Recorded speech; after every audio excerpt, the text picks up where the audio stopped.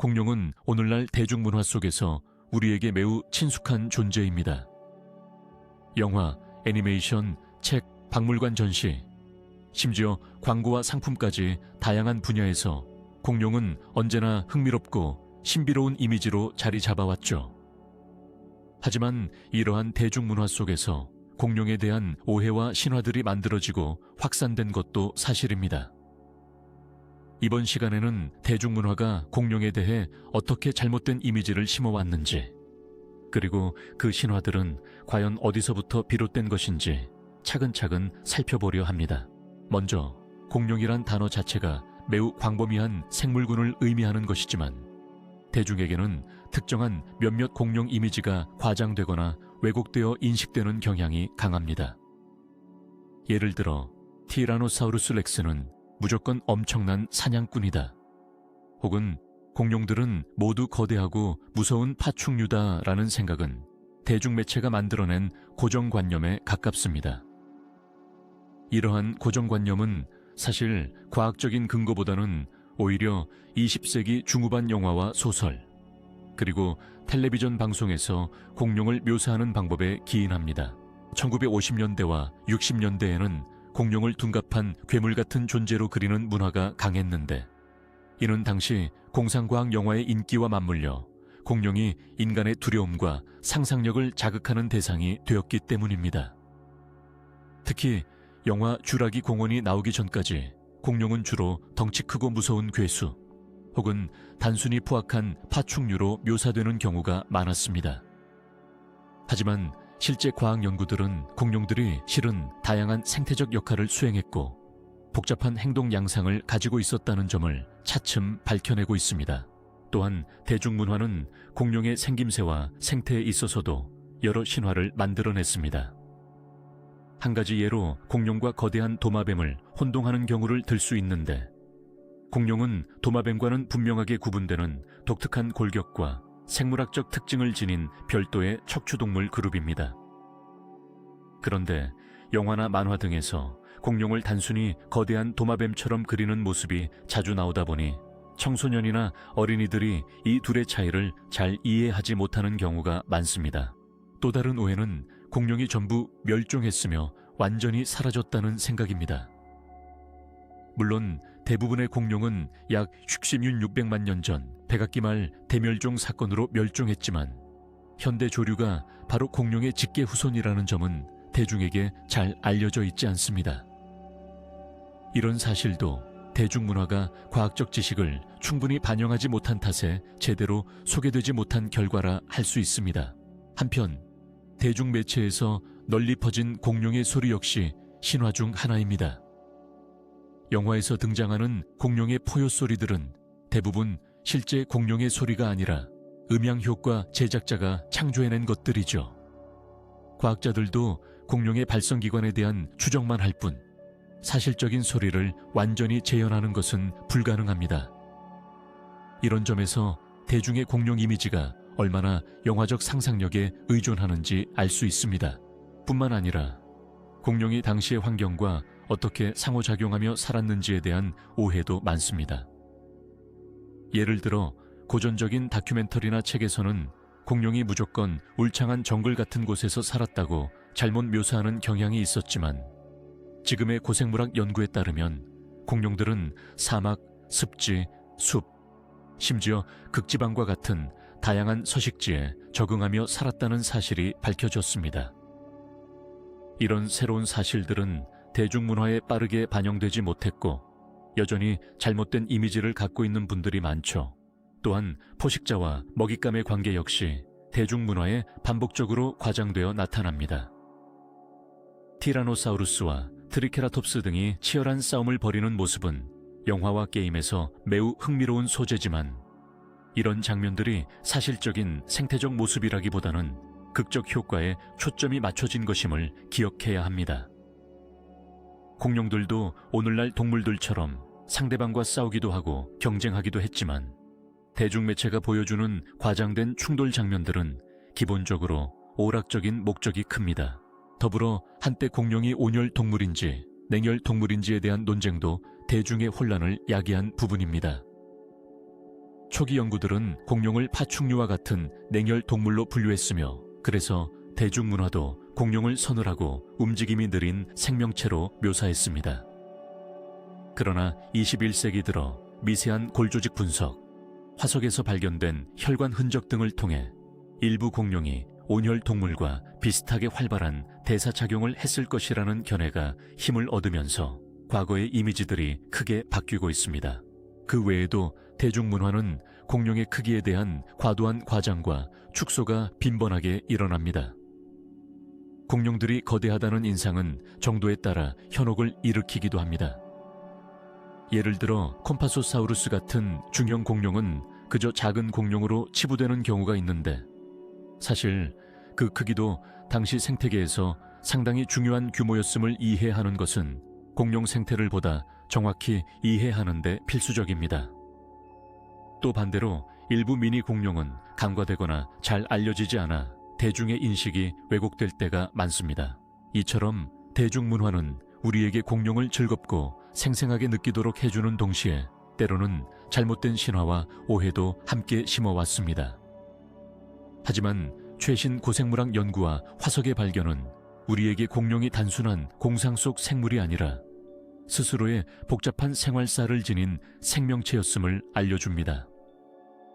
앞으로 대중문화가 이러한 과학적 진실을 더욱 충실히 반영한다면 우리는 공룡이라는 고대 생명의 세계를 더욱 풍부하게 이해하고 감상할 수 있을 것입니다. 다음 장에서는 과학과 대중문화 사이에 또 다른 흥미로운 측면인 인류와 공룡이 공존했다는 혐의와 그에 관련된 신화들을 자세히 검토해 보겠습니다. 이는 흔히 인터넷과 미디어에서 떠도는 이야기들로 어느 정도 사실에 근거한 부분과 완전히 허구에 불과한 부분이 섞여 있습니다.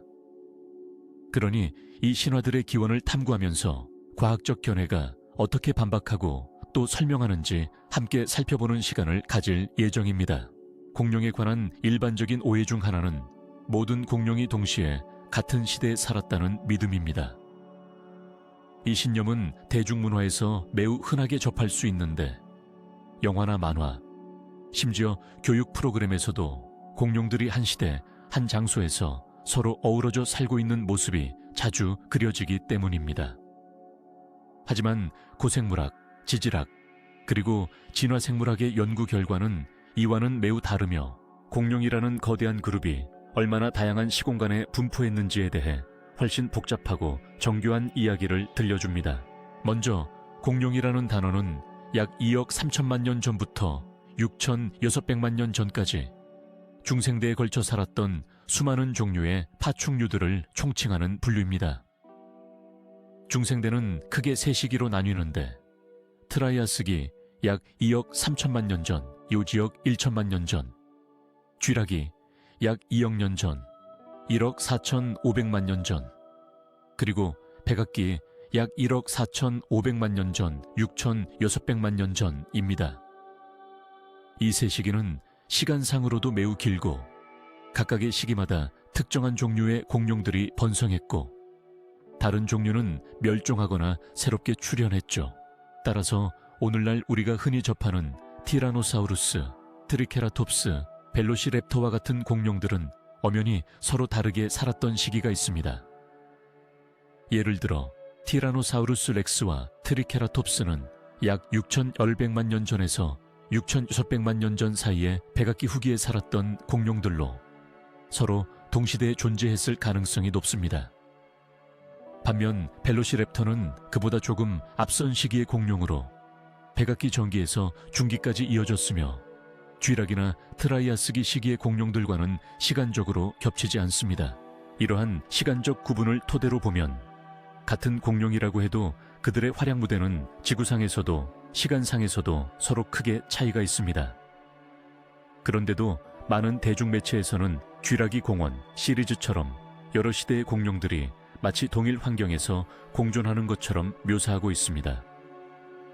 이 점은 오락적 요소를 강화시키려는 의도에서 비롯된 것이지만 이를 접한 관객들은 무의식적으로 공룡들이 한 시기에 모두 존재했다고 잘못 생각하기 쉽습니다.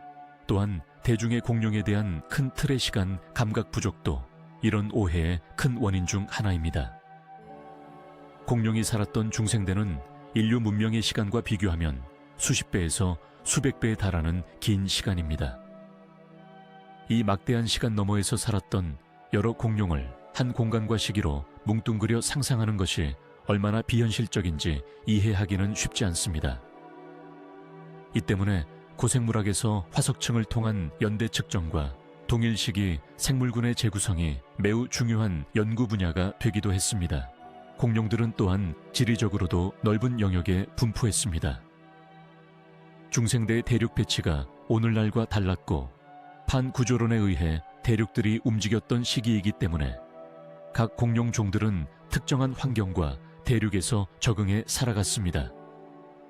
예를 들어 티라노사우루스와 트리케라톱스는 북아메리카 지역에서 주로 발견되었지만 쥐라젠데아 사우루스처럼 쥐라기 후기에 존재했던 공룡은 유럽 지역 화석에서 주로 발굴됩니다. 어떤 공룡은 남방우 호주나 남미, 아프리카 대륙에서만 발견되기도 합니다. 이에 따라 지역적으로도 공룡 각 그룹이 살았던 환경과 생태계가 크게 달라졌습니다. 다양한 공룡들이 시간과 공간적으로 중첩되지 않고 분산되어 있었다는 점은 이들이 진화 과정에서 서로 다른 역할과 생태적 지위를 차지했다는 점을 시사합니다. 이를 통해 공룡이 단순히 거대한 괴물들만의 집합체가 아닌 각기 다채롭고 정교한 생태적 네트워크를 구성했던 동물들이었음을 알 수 있습니다. 하지만 또 한편으로 공룡에 관한 대중적 인식에 있어 이처럼 세부적인 시기 구분과 공간 분포가 잘 전달되지 못한 이유는 과학적 해석이 충분히 보급되지 않았거나 내용이 어렵고 복잡하게 느껴져서 대중 매체에서는 이를 단순화시켜 표현했기 때문입니다. 또한 여러 공룡을 한 화면에 함께 보여주는 장면이 시청자에게 큰 감동과 흥미를 주기에 상업적 이유로 이러한 묘사가 빈번히 이어지고 있기도 합니다. 그렇기에 이번 기회를 통해 우리는 공룡이라는 막대한 시간의 역사가 어떻게 펼쳐졌는지를 조금 더 세심하게 살필 필요가 있습니다. 같은 이름의 공룡이라도 시대가 다르면 완전히 다른 생물처럼 생각할 수 있고 서로 다른 기후와 생태 속에서 고유의 적응을 이루었다는 사실을 이해하는 것이 중요하죠. 앞으로 공룡에 대해 이야기할 때는 이 거대한 역사와 지리적 다양성을 이해하며 단순한 이미지가 아닌 과학적 사실에 기반한 높은 인식을 갖추는 노력이 요구됩니다. 다음 섹션에서는 이러한 대중문화 속 신화 중 특히 널리 퍼진 인류와 공룡이 공존했다는 허구에 대한 내용을 다뤄보려 합니다. 이는 공룡시대와 인류시대 간 시기적 거리뿐 아니라 고고학과 고생물학 증거들이 명확하게 반박하고 있음에도 불구하고 그릇된 믿음이 어떻게 확산되었는지를 살펴보는 흥미로운 주제입니다. 공룡과 인간이 같은 시대에 공존했다는 믿음은 헐리우드 영화와 대중문화에서 자주 등장하는 환상적인 주제 중 하나입니다. 특히 아이들의 상상력에 큰 영향을 미치면서도 때때로 성인들 사이에서도 널리 퍼진 잘못된 인식으로 자리 잡았습니다. 이 이야기는 수많은 영화, 만화, 드라마 등에서 흥미로운 소재로 활용되지만 과학적 사실과는 매우 큰 격차가 있음을 정확히 알아두는 것이 중요합니다. 우선 기본적인 고생물학적 시간 척도를 이해할 필요가 있습니다. 공룡은 약 2억 3천만 년 전부터 6,600만 년 전까지 중생대 동안 지구에 존재했던 파충류들의 총칭입니다.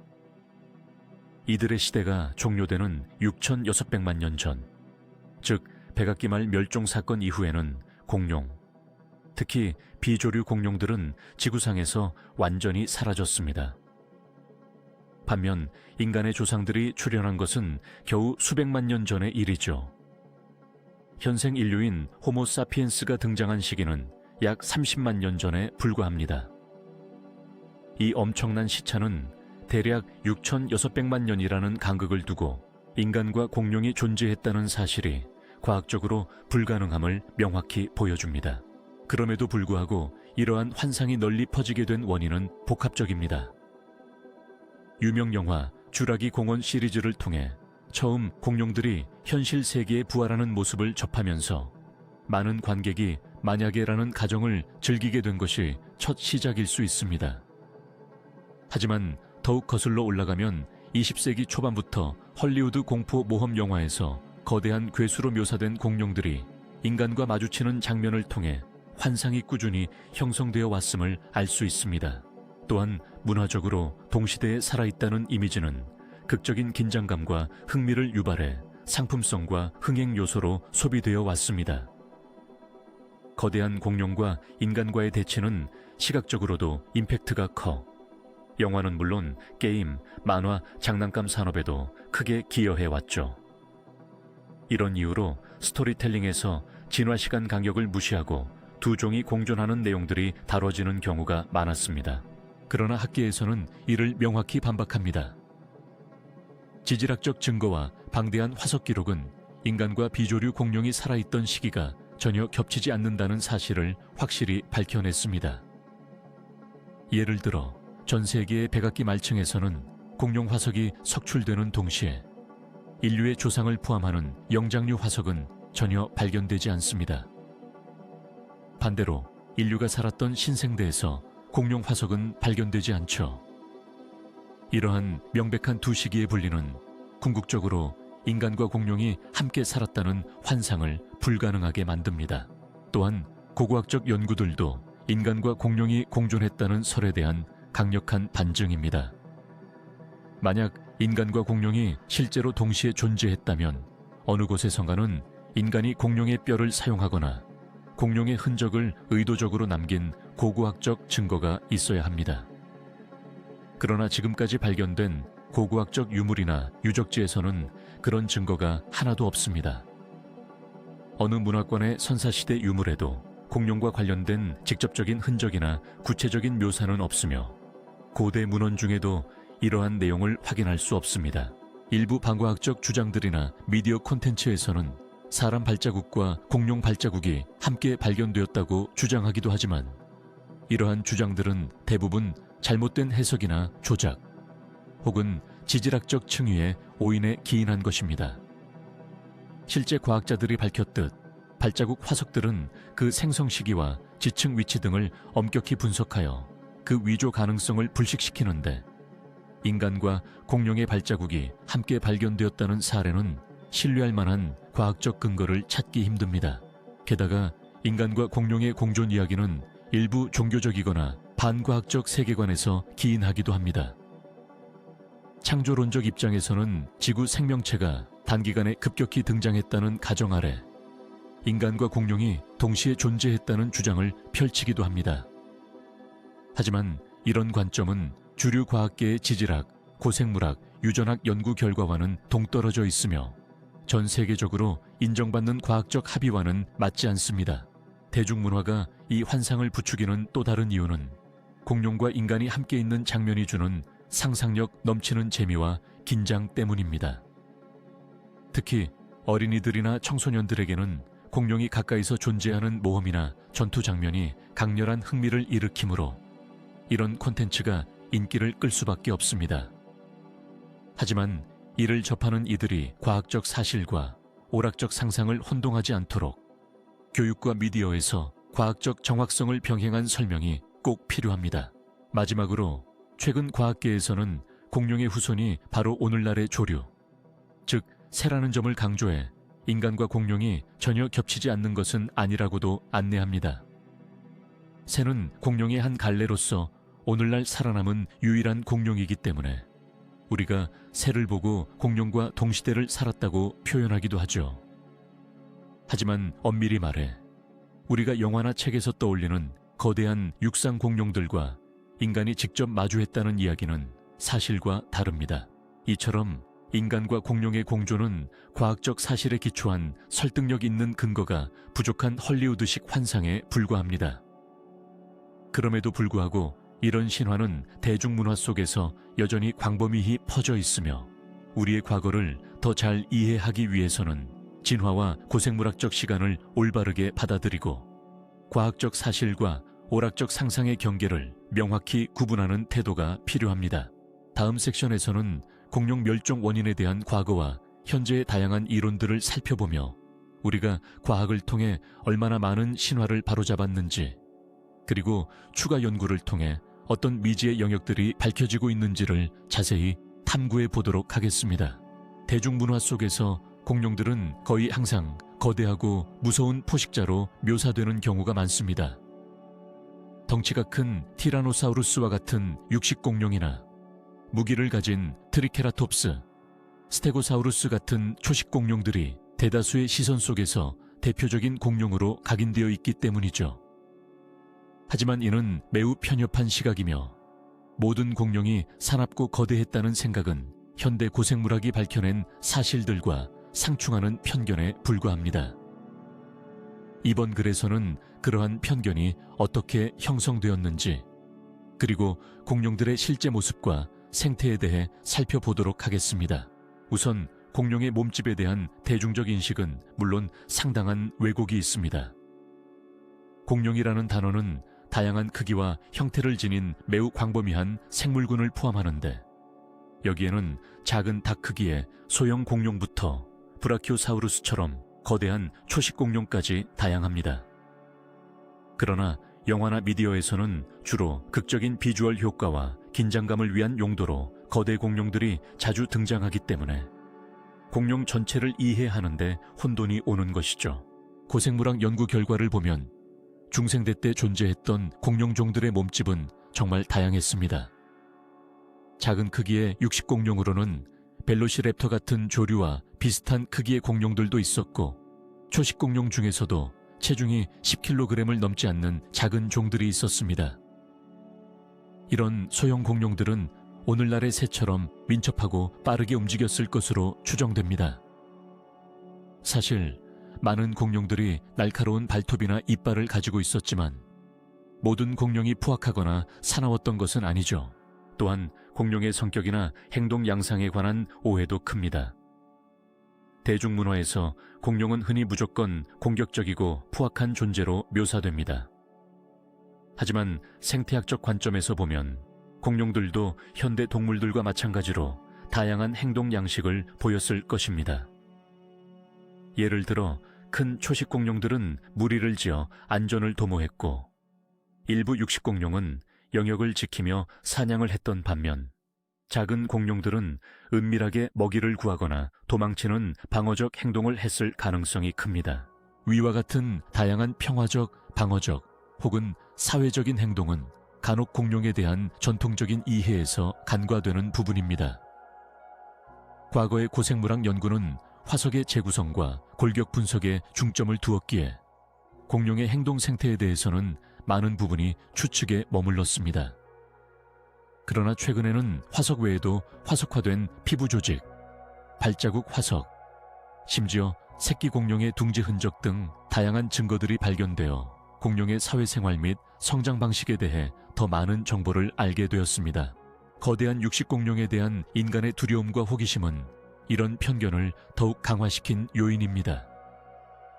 티라노사우루스 렉스는 그 대표적인 예로 대중에게 가장 잘 알려진 공룡 중 하나이지만, 실제 크기가 그렇게 거대하지 않은 어린 개체도 존재했고 먹이사슬 상의 최상위 포식자였던 반면, 그 밖에도 다양한 크기와 역할을 하는 공룡들이 함께 공존했다는 사실은 자주 간과됩니다. 뿐만 아니라 초식 공룡 역시 무조건적으로 덩치가 크고 무서운 방어 수단을 갖고 있다고 생각하는 경향이 있습니다. 하지만 고생물학적 연구에 의하면 일부 초식 공룡들은 작고 약한 몸집을 가졌으며 무리를 이루어 포식자로부터 자신을 보호하는 전략을 썼던 것으로 추정됩니다. 무조건 육체적 힘과 무기로 무장하지 않고도 성공적으로 생태계에서 살아남았다는 점은 공룡의 다양한 적응력을 보여줍니다. 이처럼 공룡의 크기와 성격에 대한 대중적 편견은 과거의 제한적인 지식과 영화, 만화 등 오락 매체에 편향된 표현에서 비롯되었습니다. 현대 고생물학은 공룡이 매우 다양하고 복잡한 그룹임을 밝혀내면서 앞으로 더 균형 잡힌 시각을 가져야 할 필요성을 나타내고 있습니다. 결론적으로 공룡은 단순히 거대하고 사나운 생물만을 의미하지 않습니다. 그들은 크기, 행동, 생태적 위치 면에서 매우 다양한 생명체들이었으며 오늘날 새와 현대 파충류를 이해하는 것과 마찬가지로 각각의 공룡이 지닌 독특한 특징과 삶의 방식을 존중해야 합니다. 다음 장에서는 이러한 공룡의 다양성을 바탕으로 공룡의 피부색과 깃털, 그리고 오늘날 조류와 공룡의 진화적 연관성을 탐구하는 내용을 다루겠습니다. 공룡이 단지 파충류적인 모습만이 아니라 다채로운 생김새와 생태를 갖추고 있었다는 사실을 함께 알아보도록 하죠. 공룡의 모습에 관해 대중이 흔히 갖고 있는 오해 중 하나는 지금 우리가 박물관에서 보거나 영화 속에서 접하는 공룡의 모습이 과학적으로 완벽하게 복원된 형태, 즉 실제 공룡과 정확히 일치한다는 믿음입니다. 하지만 현실은 그보다 훨씬 복잡하고 유동적입니다. 사실 공룡 화석에서 나타나는 정보는 제한적이며 과학자들은 화석과 다양한 연구 방법을 통해 추론을 일종의 재구성 과정으로 공룡의 모습을 복원합니다. 이 과정에서 과학자의 해석, 첨단 기술과 새로운 발견이 반영되어 공룡 복원학은 계속 진화해왔고 앞으로도 진화할 것입니다. 첫째, 화석이란 공룡의 완전한 몸체가 아니라 주로 뼈나 치아, 때로는 발자국, 피부 자국과 같은 일부 흔적만을 남긴 경우가 대부분입니다. 이 때문에 외형을 결정하는 피부 색깔, 깃털이나 비늘의 유무, 근육의 발달 정도, 윤곽선, 얼굴의 정확한 형태 등은 고생물학자들이 화석 주변 환경과 현생 동물의 유사종 및 해부학적 연구를 바탕으로 추론하는 부분이 많습니다. 특히 피부 또는 깃털 화석이 발견된 사례는 레어하지만 이런 증거들은 우리의 공룡 이해를 크게 바꾸기도 합니다. 대표적으로 현대에 발견된 많은 공룡 화석들은 깃털의 존재 가능성을 제기합니다. 교과서나 예전 영화에서 티라노사우루스나 벨로시랩터 같은 육식 공룡이 비늘로 뒤덮인 거대한 도마뱀과 같은 모습으로 표현되었지만 최근 연구는 이들이 일부 기관이나 일부 개체에서 깃털 혹은 깃털과 유사한 구조를 가졌을 가능성이 매우 높다는 사실을 밝혔습니다. 이런 예는 공룡이 단순한 파충류가 아니라 조류의 조상임을 부각시키는 중요한 연구 결과 중 하나입니다. 또한 공룡의 색채는 대부분 전혀 알려져 있지 않은 분야입니다. 최근 몇 년간 극히 일부 화석에서 색소 분자 멜라노소맥가 발견되면서 어떤 공룡의 깃털이나 피부 색깔에 관한 가설이 구체화되었으나 이는 아직 극히 제한된 표본에 기반한 연구입니다. 따라서 우리가 알고 있는 다채로운 공룡 색깔은 과학적 사실보다는 일종의 상상력 또는 예술적 해석에 상당 부분 의존하고 있습니다. 다음으로 공룡의 움직임과 자세도 완전한 사실이 아닙니다.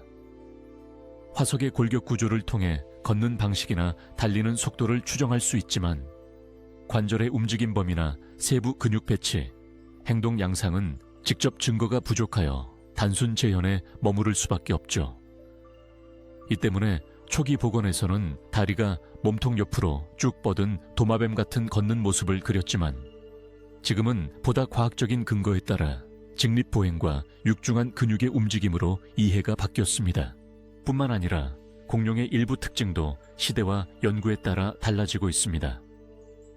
예를 들어 트리케라톱스의 뿔과 프릴은 단순 방어 목적보다는 짝짓기 경쟁이나 종내 의사소통에 활용됐다는 의견이 최근에 대두되었고 이는 공룡 행동학에 관한 새로운 해석을 불러옵니다.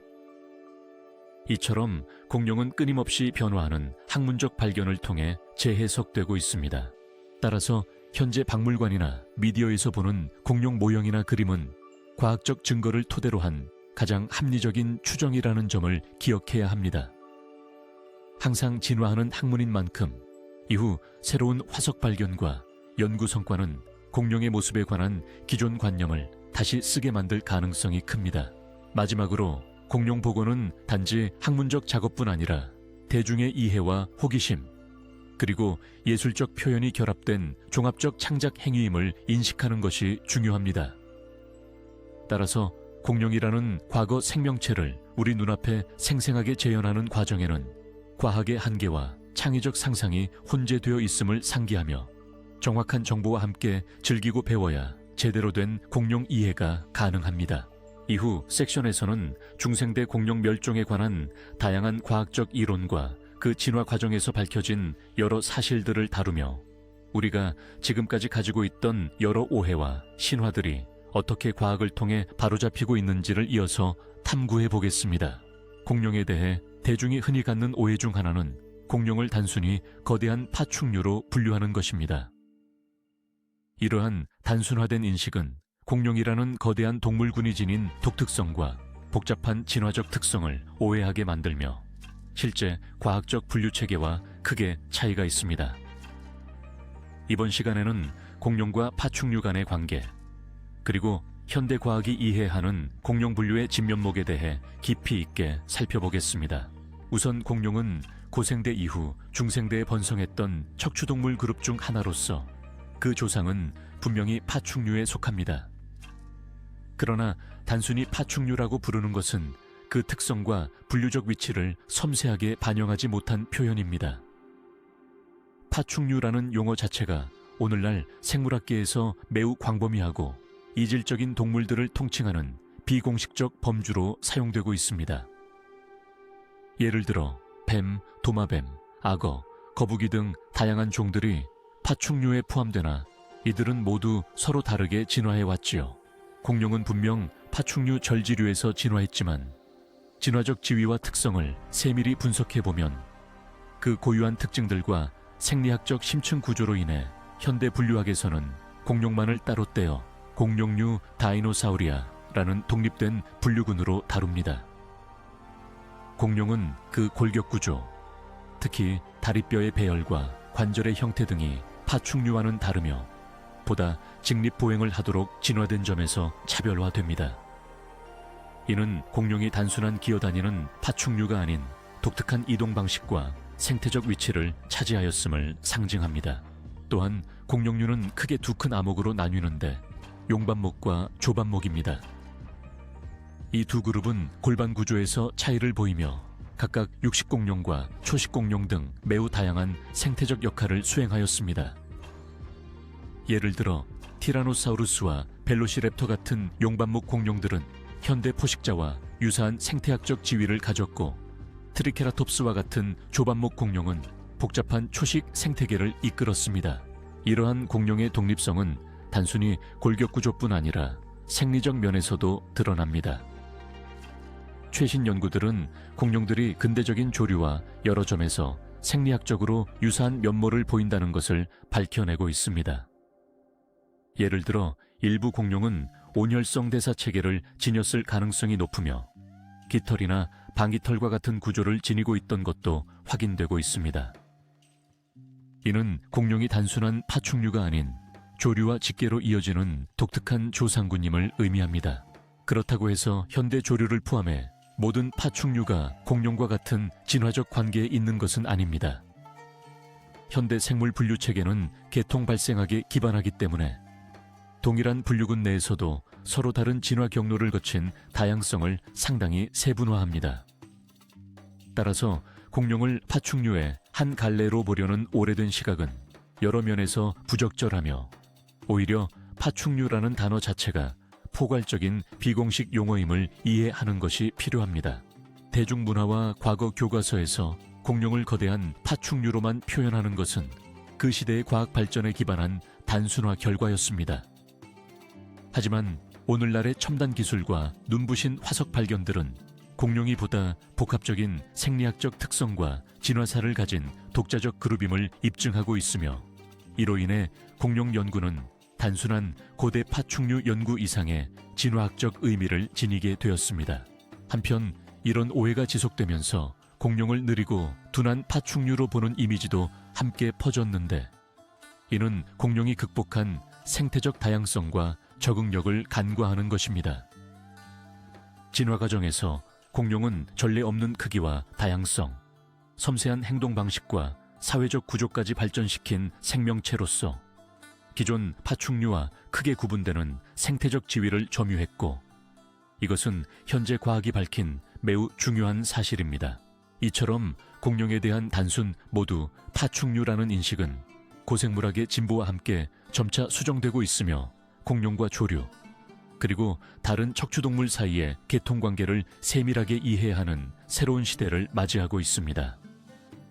앞으로도 공룡에 대한 연구는 계속해서 진화할 것이며 더 많은 증거와 분석을 통해 우리가 알고 있는 공룡의 실체는 더욱 풍부하고 정확하게 재정립될 것입니다. 다음 장에서는 공룡 멸종의 원인과 관련된 다양한 과학적 이론들을 살펴보면서 우리가 왜 이러한 과학적 진실을 이해하는 것이 중요한지 이야기해 보겠습니다. 멸종 이야기는 공룡 연구에서 가장 흥미롭고도 복잡한 분야 중 하나이기 때문입니다. 공룡의 색깔과 피부에 관한 이야기는 대중문화에서 매우 흥미롭고도 신비로운 주제 중 하나입니다. 사람들은 오랜 시간 동안 화석에 담긴 뼈의 형태를 토대로 공룡을 상상해왔지만 그 공룡들의 피부나 색깔에 대해서는 직접적인 화석 증거가 극히 제한적이었기 때문에 수많은 추측과 상상이 뒤따랐습니다. 그 사이에 형성된 여러 잘못된 상상들은 지금까지도 흔하게 퍼져 있지만 최근 고생물학 연구의 발전은 이 분야에서 혁신적인 발견들을 이끌어내 우리 공룡에 대한 이해를 새롭게 바꾸고 있습니다. 오랫동안 사람들은 공룡 피부가 현대의 도마뱀이나 악어 같은 엉성한 파충류의 비늘과 흡사할 것이라 여겨왔습니다. 이런 이미지는 영화나 만화, 교과서에서도 줄곧 반복되어 왔습니다.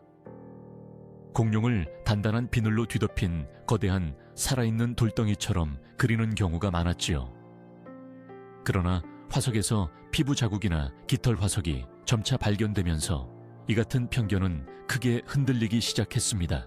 특히 1990년대 이후 중국과 북미 지역에서 발견된 깃털 공룡 화석들은 공룡 피부와 체표가 단순한 비늘 층만으로 구성되지 않았으며 일부 육식 공룡은 깃털 또는 깃털과 유사한 섬유성 구조를 갖고 있었다는 사실을 밝혔습니다.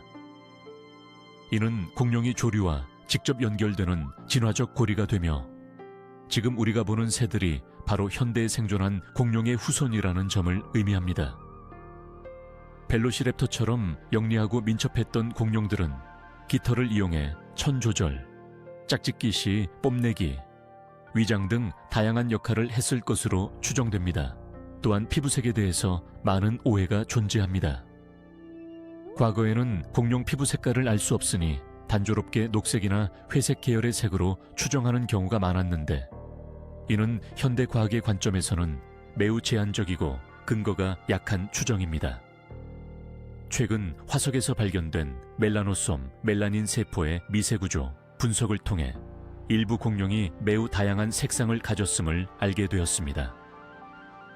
일부 깃털을 가진 공룡은 오늘날의 새처럼 화려한 색채 패턴을 갖고 있었고 숨기 위해 위장용 색깔을 띠기도 했을 가능성이 큽니다. 심지어 일부 대형 초식 공룡에서는 가시와 같은 피부 돌기 혹은 다양한 질감의 피부가 발견되어 공룡 피부가 단순한 평평한 비늘이 아님을 판단할 수 있습니다. 이런 다양한 피부 구조는 온도 조절, 방어, 커뮤니케이션 등의 기능을 수행했을 것으로 보입니다. 따라서 공룡의 피부와 색깔은 단순히 고대 파충류의 비늘 형태가 아니라 훨씬 더 복잡하고 다채로운 모습을 가지고 있었을 것입니다. 그러나 많은 영화와 애니메이션, 상품 디자인에서는 아직까지도 공룡을 과거의 상투적인 이미지, 즉 두껍고 거친 회색 또는 초록색 비늘 덩어리로 자주 묘사하는 경우가 많아 과학적 발견과는 거리를 보입니다. 이러한 차이는 대중문화와 과학 사이의 정보 전달 갭을 보여주는 예라 할 수 있습니다. 마지막으로 공룡 피부와 색깔에 관한 연구는 아직도 진행 중이며 더욱더 정교한 화석 발굴과 분석 기술의 발전으로 머지않아 더욱 세밀한 공룡의 모습이 밝혀질 것입니다. 이를 통해 앞으로 공룡이 우리가 상상했던 것 이상으로 다채롭고 생동감 있게 그려질 수 있을 것입니다. 다음 섹션에서는 공룡 멸종에 대한 고전적인 이론들과 최신 연구들을 살펴보면서 과학이 어떻게 오랜 신화를 해체하고 진정한 사실에 접근해 나가고 있는지 이야기해 보겠습니다. 많은 사람들이 티라노사우루스 렉스를 상상할 때 거대한 몸집에 걸맞게 느리고 둔한 거대 파충류의 이미지를 떠올립니다. 이러한 인상은 오랫동안 영화, 애니메이션, 교과서, 박물관 전시 등 대중문화 콘텐츠에서 반복적으로 제시된 고정관념일 뿐 아니라 초기 고생물학 연구 단계에서 뼈 구조와 대사율에 관한 초기 해석이 빚어낸 잘못된 신화입니다. 하지만 현대의 첨단 연구와 화석 증거들은 티라노사우루스가 과연 그토록 늙고 무거운 무뚝뚝한 공룡이었는지에 대해 전혀 다른 시각을 제공하며 그들의 생태적 적응력과 운동 능력은 생각보다 훨씬 뛰어났음을 밝히고 있습니다. 티라노사우루스는 중생대 백악기 후기 약 6억 800만 년에서 6,600만 년 전 북아메리카 대륙에 살았던 최상위 포식자로 대체로 키가 12m에 도달하고 무게가 최대 9톤에 이르렀다고 알려져 있습니다. 초기 연구자들은 이 거대한 몸무게와 강인한 골격 구조 때문에 티라노사우루스가 느리고 둔한 동물이며 빠른 속도로 달릴 수 없다고 판단했습니다. 이는 당시의 해부학적 분석이 부분적으로만 이루어졌고 미세한 근육 배치, 관절의 유연성, 힘과 속도를 모두 고려하지 않은 데서 비롯된 오해였습니다. 하지만 최근의 첨단 기술, 예를 들면 디지털 골격 모델링, 근육 재구성, 지질학 생체역학 연구 등을 통하여 티라노사우루스의 운동 능력에 대한 이해는 크게 바뀌고 있습니다. 한 연구에 따르면 티라노사우루스는 짧은 거리에서 최대 시속 40분에 50km에 가까운 속도로 달릴 수 있었을 가능성이 있습니다. 물론 이는 현대의 치타나 사자 같은 육상동물의 속도에는 미치지 못하지만 당시 생태계에서 메인 경쟁자였던 대형 초식공룡들을 사냥하기에는 충분한 속도였다는 평가입니다. 게다가 티라노사우루스는 몸이 무겁다고 해서 둔한 모습을 지니지 않았습니다.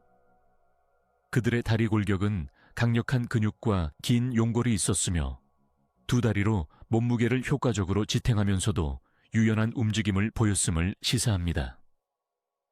발골 구조의 세심한 분석은 빠른 방향 전환 능력을 가졌다고 추정되며 이는 실제 사냥에서 필수적인 요소입니다.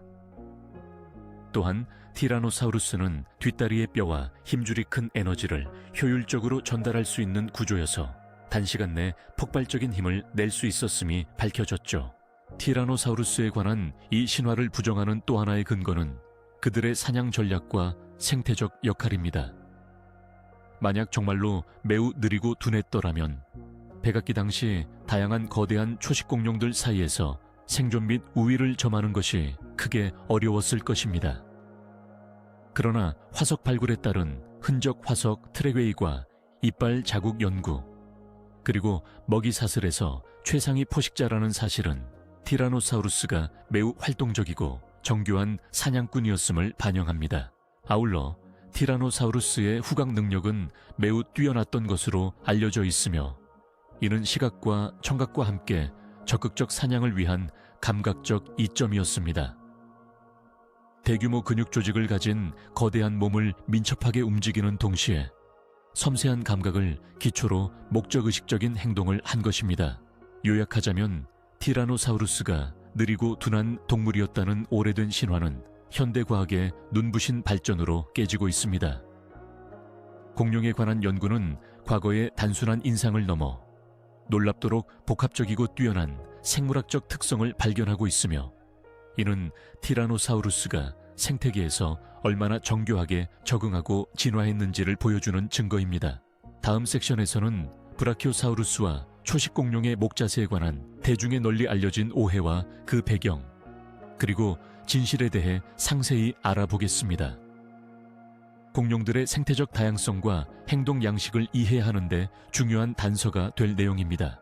브라키오사우루스와 여러 초식공룡에 관해 우리가 가진 공통적인 오해 중 하나는 이들이 긴 목을 항상 수직으로 세우고 높은 나무 잎을 먹기 위해서만 목을 뻗었다는 생각입니다. 대중매체와 일부 초기 연구에서 보여준 이미지는 이 기둥처럼 곧은 목을 고착시키며 마치 공룡들이 항상 높은 나무잎을 뜯어먹는 모습만을 상상하게 만들었습니다. 그러나 과학적 연구는 이러한 단순한 이미지가 사실과 다르다는 점을 여러 차례 밝혀냈으며 이 주제는 공룡 생태와 행동을 이해하는 데 있어 중요한 논점 중 하나입니다. 브라키오사우루스는 쥐라기 후기에서 백악기 초기에 걸쳐 존재했던 거대한 초식 공룡으로 몸길이가 20m를 넘고 체중은 수십 톤에 달하는 초거대 공룡입니다. 이 공룡의 가장 큰 특징 중 하나는 몸통에 비해 매우 긴 목인데, 이는 대체로 긴 목의 역할에 대한 다양한 가설을 낳았습니다. 초기에는 길고 뻣뻣한 목을 세워 국지적으로 높은 나무를 먹는 데 적합하다고 널리 받아들여졌죠. 그러나 2000년대 이후 다양한 해부학적 연구와 화석 분석 결과 브라키오사우루스를 비롯한 괴조류 공룡처럼 긴 목을 가진 초식 공룡들은 기본적으로 목뼈와 관절 구조가 매우 유연했으며, 단지 수직 방향뿐 아니라 수평, 다양한 각도로도 자유로운 움직임이 가능했다는 사실이 밝혀졌습니다. 즉, 이들은 목을 수직으로 세워 높이만 노린 게 아니라 넓은 범위로 목을 움직이며 낮은 단계의 식물부터 높은 곳의 잎까지 폭넓게 섭취했을 가능성이 큽니다.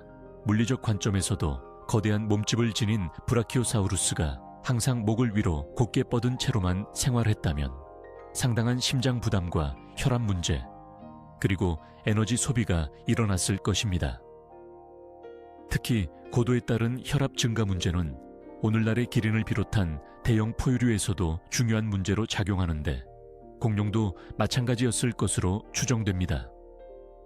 따라서 에너지 효율을 위해 다양한 자세로 목을 유연하게 움직였을 것이란 견해가 힘을 얻는 중입니다. 또한 화석 발굴 현장에서 브라키오사우루스 및 몇몇 초식 공룡의 목뼈 주변에는 두껍고 강한 인대 조직이 있었던 흔적들이 확인되어 목의 움직임을 안정적이면서도 폭넓게 제어할 수 있는 구조였다는 점을 시사합니다. 이런 구조는 고목뿐만 아니라 낮은 수풀, 심지어는 지면 가까이의 식생도 섭취할 수 있어서 영양분 섭취를 다각돼서 가능하게 했을 것입니다.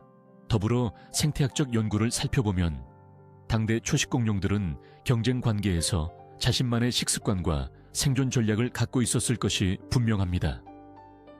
목 긴 공룡뿐 아니라 목이 짧은 다른 공룡들도 공존하면서 다양한 높이에서 식물을 먹으며 생태적 슬롯 에콜로지컬 니쉬를 분할했기 때문에 모두가 높이만을 노린 것은 아니었지요. 이런 관점은 공룡들이 상호작용하며 복잡한 생태계를 형성했음을 이해하는 데 매우 중요합니다. 결과적으로 브라키오사우루스와 비슷한 초식 공룡이 목을 수직으로만 뻗었다는 일방적인 이미지는 단순화된 오해입니다. 대신 이들은 목뼈와 연부 조직의 유연성과 안정성을 바탕으로 다양한 방향에서 식물 자원을 섭취하며 에너지 효율을 고려한 복합적인 행동 양식을 보였음을 현대 연구는 뒷받침합니다. 앞으로 대중문화나 교육 매체에서는 이러한 과학적 사실을 적극 반영하여 단순한 고정관념 대신 공룡의 유연하고 복잡한 삶의 모습을 전달할 필요가 있습니다. 다음 장에서는 공룡 멸종에 얽힌 여러 이론과 최근의 연구 결과들을 통해 우리에게 남겨진 과학적 과제에 대해 깊이 있게 알아보겠습니다. 트리케라톱스와 스테고사우루스가 싸움을 벌였다는 상상은 대중매체와 어린이책, 심지어 일부 영화에서도 자주 등장하는 흥미로운 장면입니다.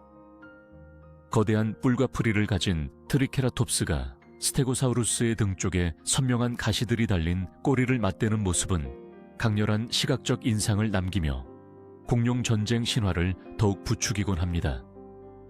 하지만 이러한 이미지가 과연 실제로 가능했던 것인지 과학적 관점에서 살펴보겠습니다. 먼저 시간적 배경부터 확인해야 하는데, 트리케라톱스와 스테고사우루스가 동일한 시기에 살았는가는 중요한 전제입니다. 스테고사우루스는 주로 쥐라기 후기, 약 1억 5천만 년 전에 번성했던 초식 공룡이며, 반면 트리케라톱스는 백악기 후기, 약 7천만 6,600만 년 전 사이에 살았던 공룡입니다. 따라서 이 두 공룡은 약 8천만 년 이상의 시간차를 두고 존재했던 것으로 지질학적으로나 고생물학적으로 동시대에 존재하지 않았습니다. 이 사실만으로도 트리케라톱스와 스테고사우루스 간의 직접적인 싸움은 불가능했음을 알 수 있습니다. 또한 두 공룡은 서식했던 장소도 달랐습니다. 스테고사우루스는 오늘날 북미 대륙 서부 지역의 쥐라기 퇴적층에서 주로 발견되었고, 트리케라톱스는 백악기 북미 지역에서 발견됩니다. 서로 다른 시대와 고환경을 반영하는 이 공간적 거리 역시 싸움이 실제로 벌어지기 어려웠던 이유입니다. 물론 싸움이라는 행위 자체에 대해서는 다른 시나리오로 생각해 볼 수 있습니다. 예컨대 비슷한 시기와 공간에서 살아간 다른 종류의 초식 공룡들이 자신의 영역이나 짝짓기 경쟁에서 실제로 충돌하는 일은 있었을 것입니다. 공룡들은 종종 뿔이나 가시, 꼬리 방망이 등 방어 무기를 사용해 경쟁자를 제압하거나 포식자를 방어했기 때문입니다. 다만 이러한 싸움은 대개 같은 종 내 혹은 관련된 종 사이에서 나타났지, 종이 완전히 다르고 시간적으로도 큰 차이가 있는 트리케라톱스와 스테고사우루스와 같은 공룡 사이에서 벌어졌을 가능성은 거의 없습니다. 싸움이 가능하더라도 두 공룡의 신체 구조와 행동 유형을 고려하면 직접적인 격돌이 아주 자주 발생했을 것 같지도 않습니다. 스테고사우루스의 꼬리에는 길고 두꺼운 골질의 타구 병기가 있어서 포식자나 경쟁자를 효과적으로 제압할 수 있었지만, 무거운 몸과 느린 운동성 때문에 주로 방어에 집중했을 가능성이 큽니다. 트리케라톱스는 강력한 프릴과 뿔을 갖추어 공격이나 방어에 전략적으로 활용했는데, 이는 주로 사회적 짝짓기 경쟁이나 영역 싸움 중에 사용된다고 추정됩니다. 따라서 실제 공룡 생태에서 두 공룡이 직접 충돌하는 일은 시기, 장소, 행동 생태의 면에서 매우 드물거나 불가능한 시나리오입니다. 결국 이런 트리케라톱스 대 스테고사우루스 싸움의 이미지는 인간의 상상력과 스토리텔링, 그리고 오락적 요소가 결합해 만들어진 신화라 할 수 있겠습니다. 하지만 이러한 상상 속 싸움은 대중이 공룡에 대해 관심을 갖고 흥미를 느끼도록 돕는 역할을 했으며, 공룡 연구에 대한 호기심을 자극하기도 했습니다. 과학자들은 공룡의 행동에 관해 가능한 증거를 모으고 해석하는 데 최선을 다하고 있으며, 언젠가는 화석 기록에서 더 직접적인 행동 증거를 발견할 수도 있을 것입니다. 다음 장에서는 공룡 멸종과 관련된 오래된 가설들과 최신 연구 결과들을 비교하며 우리가 흔히 믿는 신화 중 어떤 것들이 과학적으로 입증되고 어떤 것들이 수정되어야 하는지 알아보려 합니다. 멸종 원인의 진실을 탐구하는 과정은 공룡 역사의 이해뿐 아니라 지구 생태계의 변화에 대한 중요한 통찰을 제공합니다. 오랫동안 공룡은 비늘로 뒤덮인 거대한 파충류라는 이미지가 지배적이었고, 특히 영화나 대중문화에서는 그러한 모습을 고스란히 재현해 왔습니다. 이에 따라 깃털은 일부 조류나 극소수 소형 공룡에만 국한된 특성이라는 오해가 널리 퍼졌습니다. 그러나 최근 고생물학 연구는 이와 완전히 다른 사실을 밝혀내면서 공룡 진화와 생태에 관한 우리 이해를 크게 전환시키고 있습니다. 실제로 깃털 공룡 화석은 1990년대부터 중국 랴오닝성 리아오닝에서 발견되면서 대중의 주목을 받기 시작했습니다. 당시 발견된 깃털 공룡들은 대부분 작고 민첩한 육식성 소형 공룡이었는데, 그 중에서도 벨로시랩터 같은 데이노니쿠스류가 주로 포함되어 있었습니다. 이러한 증거들은 공룡이 조류와 연관되어 있을 뿐 아니라 최소한 일부 육식 공룡들이 깃털을 지니고 있었음을 뒷받침했죠. 그러나 대중과 초기 연구에서 이 발견들은 깃털은 주로 소형 공룡에만 국한됐다는 인상을 줬고, 대형 공룡들은 여전히 단단한 비늘로 뒤덮여 있다는 고전적 이미지를 유지하게 했습니다. 하지만 이후의 추가 연구와 신기술의 발전은 깃털이 단지 소형 육식 공룡에 국한되지 않았음을 입증하고 있습니다. 예를 들어 일부 대형 공룡 화석에서는 깃털의 잔존 흔적이나 섬유상 구조가 발견되기도 했고, 피부 표본 분석 결과 일부 중형 이상 초식 공룡과 육식 공룡도 깃털 또는 비슷한 체표 구조를 가지고 있었을 가능성이 제기되고 있습니다. 이는 깃털이 천 조절, 짝짓기 의사소통, 방어, 위장 등의 중요한 기능을 했을 것으로 추정되면서 관련 그룹에 걸쳐 광범위하게 진화했다는 뜻입니다. 또한 깃털로 진화한 공룡의 범위가 소형 육식 공룡뿐 아니라 점차 크기가 큰 공룡에도 확대됐다는 증거는 공룡에서 조류로의 진화적 연결고리를 이해하는 데 핵심적인 역할을 합니다. 깃털은 결국 새로 진화했으며 오늘날 새들은 비조류 공룡의 후손이라는 결정적인 근거가 되고 있습니다. 이것은 깃털이 단순히 새나 몇몇 소형 공룡들만의 특징이 아니라 다수 공룡 그룹들에 걸친 진화적 유산임을 의미합니다. 그렇다고 해서 모든 공룡이 깃털로 뒤덮여 있었다는 뜻은 아닙니다. 화석 기록은 아직도 비늘과 깃털이 공존했음을 시사합니다. 몇몇 대형 초식 공룡들은 두꺼운 비늘로 몸을 보호했을 가능성이 크며 지역과 종에 따라 다양한 체표 구조가 존재했을 가능성도 큽니다. 이는 공룡이 매우 다양한 환경과 생활 방식에 적응하며 진화했기 때문입니다. 이와 같은 최신 과학적 발견에도 불구하고 대중문화에서는 여전히 깃털이 소형 공룡에만 국한됐다는 이미지가 강력하게 남아있는 편입니다. 영화, 애니메이션, 장난감 산업 등 많은 매체에서는 보수적인 이미지가 유지되거나 상업적 이유로 화려한 깃털 묘사가 도입되지 않는 경우도 많죠. 따라서 공룡에 대한 이해를 넓히고자 한다면 깃털에 관한 이 새로운 진화적 사실을 정확히 알고 공룡의 모습은 한결같지 않고 종류와 환경에 따라 달랐음을 인지하는 것이 중요합니다. 실제 공룡 복원에도 깃털은 점점 보편적인 요소로 적용되고 있으며 미래 연구가 진행될수록 그 범위는 더욱 확장될 것으로 기대됩니다.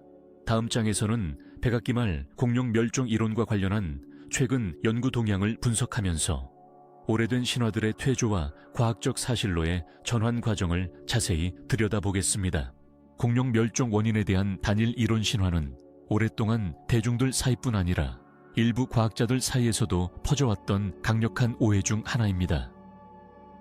수십억 년의 지구 역사 속에서 번창했던 공룡들이 갑자기 멸종했다는 사실은 너무나 충격적이고 신비로웠기에 사람들은 자연스럽게 이를 설명할 단순하고 명확한 원인을 찾으려 했습니다. 하지만 현대 고생물학과 지질학의 연구들은 공룡 멸종이 단 하나의 원인에 의한 사건이 아니라 복합적이고 다원적인 요인들이 서로 얽히고 설켜 일어난 긴 과정임을 밝히며 고전적인 단일 이론 신화를 깨뜨리고 있습니다. 하나의 이론으로 멸종을 설명하려는 시도 중 가장 널리 알려진 것은 약 6,600만 년 전 백악기 팔러기 경계 KPG 경계에서 일어난 대형 운석 충돌 가설입니다. 이 운석 충돌은 멕시코의 유카탄 반도에 남겨진 치크슬루브 크레이터를 중심으로 한 증거들에서 확실히 입증되었으며 지구의 기후변화, 대규모 화재, 환경 파괴 등을 촉진시켜 당대 생태계를 급격히 바꾸어 놓았습니다. 이로 인한 광범위한 먹이사슬, 붕괴와 환경 스트레스가 공룡 멸종의 결정적인 트리거였다는 견해가 오늘날 주류 과학으로 자리 잡았습니다. 하지만 단일 충돌이 모든 답은 아닙니다. 최근 수십 년 동안의 추가 연구 및 화석 자료 분석은 그 전후로 활성화된 화산 활동, 특히 인도데칸 트랩스 대규모 용암 분출이 공룡 멸종과 깊은 연관이 있음을 시사합니다. 지속적인 화산가스 배출은 환경에 이산화탄소, 황산화물 등 오염물질 축적을 초래해 지구 온난화와 반대로 급격한 기후 변동, 산성비 발생 등을 유발했을 가능성이 큽니다. 이 같은 장기적 환경 스트레스는 공룡을 점진적으로 쇠퇴하게 만든 중요한 요인으로 생각됩니다. 더불어 해수면 변화, 해양 생태계 교란, 기후 변화와 같은 기타 자연적 요인들도 멸종 과정에 영향을 끼쳤습니다. 지구의 대륙판 이동과 해양 순환 변화는 생물 군집의 재편성을 야기하면서 공룡의 서식지와 생존 기회를 어렵게 만들었을 것입니다. 따라서 한 가지 요인에만 의존하는 단일 이론은 공룡 멸종의 복잡한 실제 현상을 설명하지 못합니다.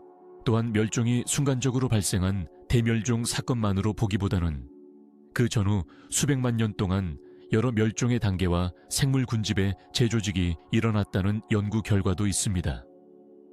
즉, 공룡 멸종은 긴 시간에 걸친 복합적 생태계 변화와 직접적 충격이 합쳐져 발생한 결과라는 점에서 단순화된 신화와 거리가 멉니다. 이처럼 단일 원인 신화는 공룡 멸종이라는 역사적 사건을 간단 명료하게 이해하고자 하는 인간의 본능적인 욕구에서 탄생했지만, 지금은 과학의 발전으로 좀 더 복합적이고 정교한 이해가 가능해졌습니다.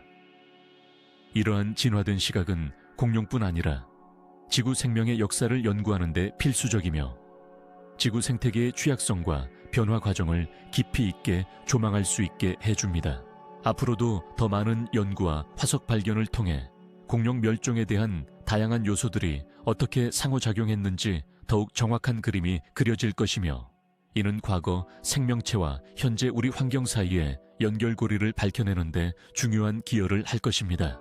다음 섹션에서는 공룡 멸종 후 조류와 다른 생명체들이 어떻게 진화해 지금의 생태계를 형성했는지에 대해 살펴보며 그 과정에서의 신화와 진실들을 함께 탐구해 보겠습니다. 쥬라기 공원은 공룡과 관련된 대중문화의 대표작으로 많은 사람들에게 공룡에 대한 깊은 관심과 흥미를 불러일으켰습니다.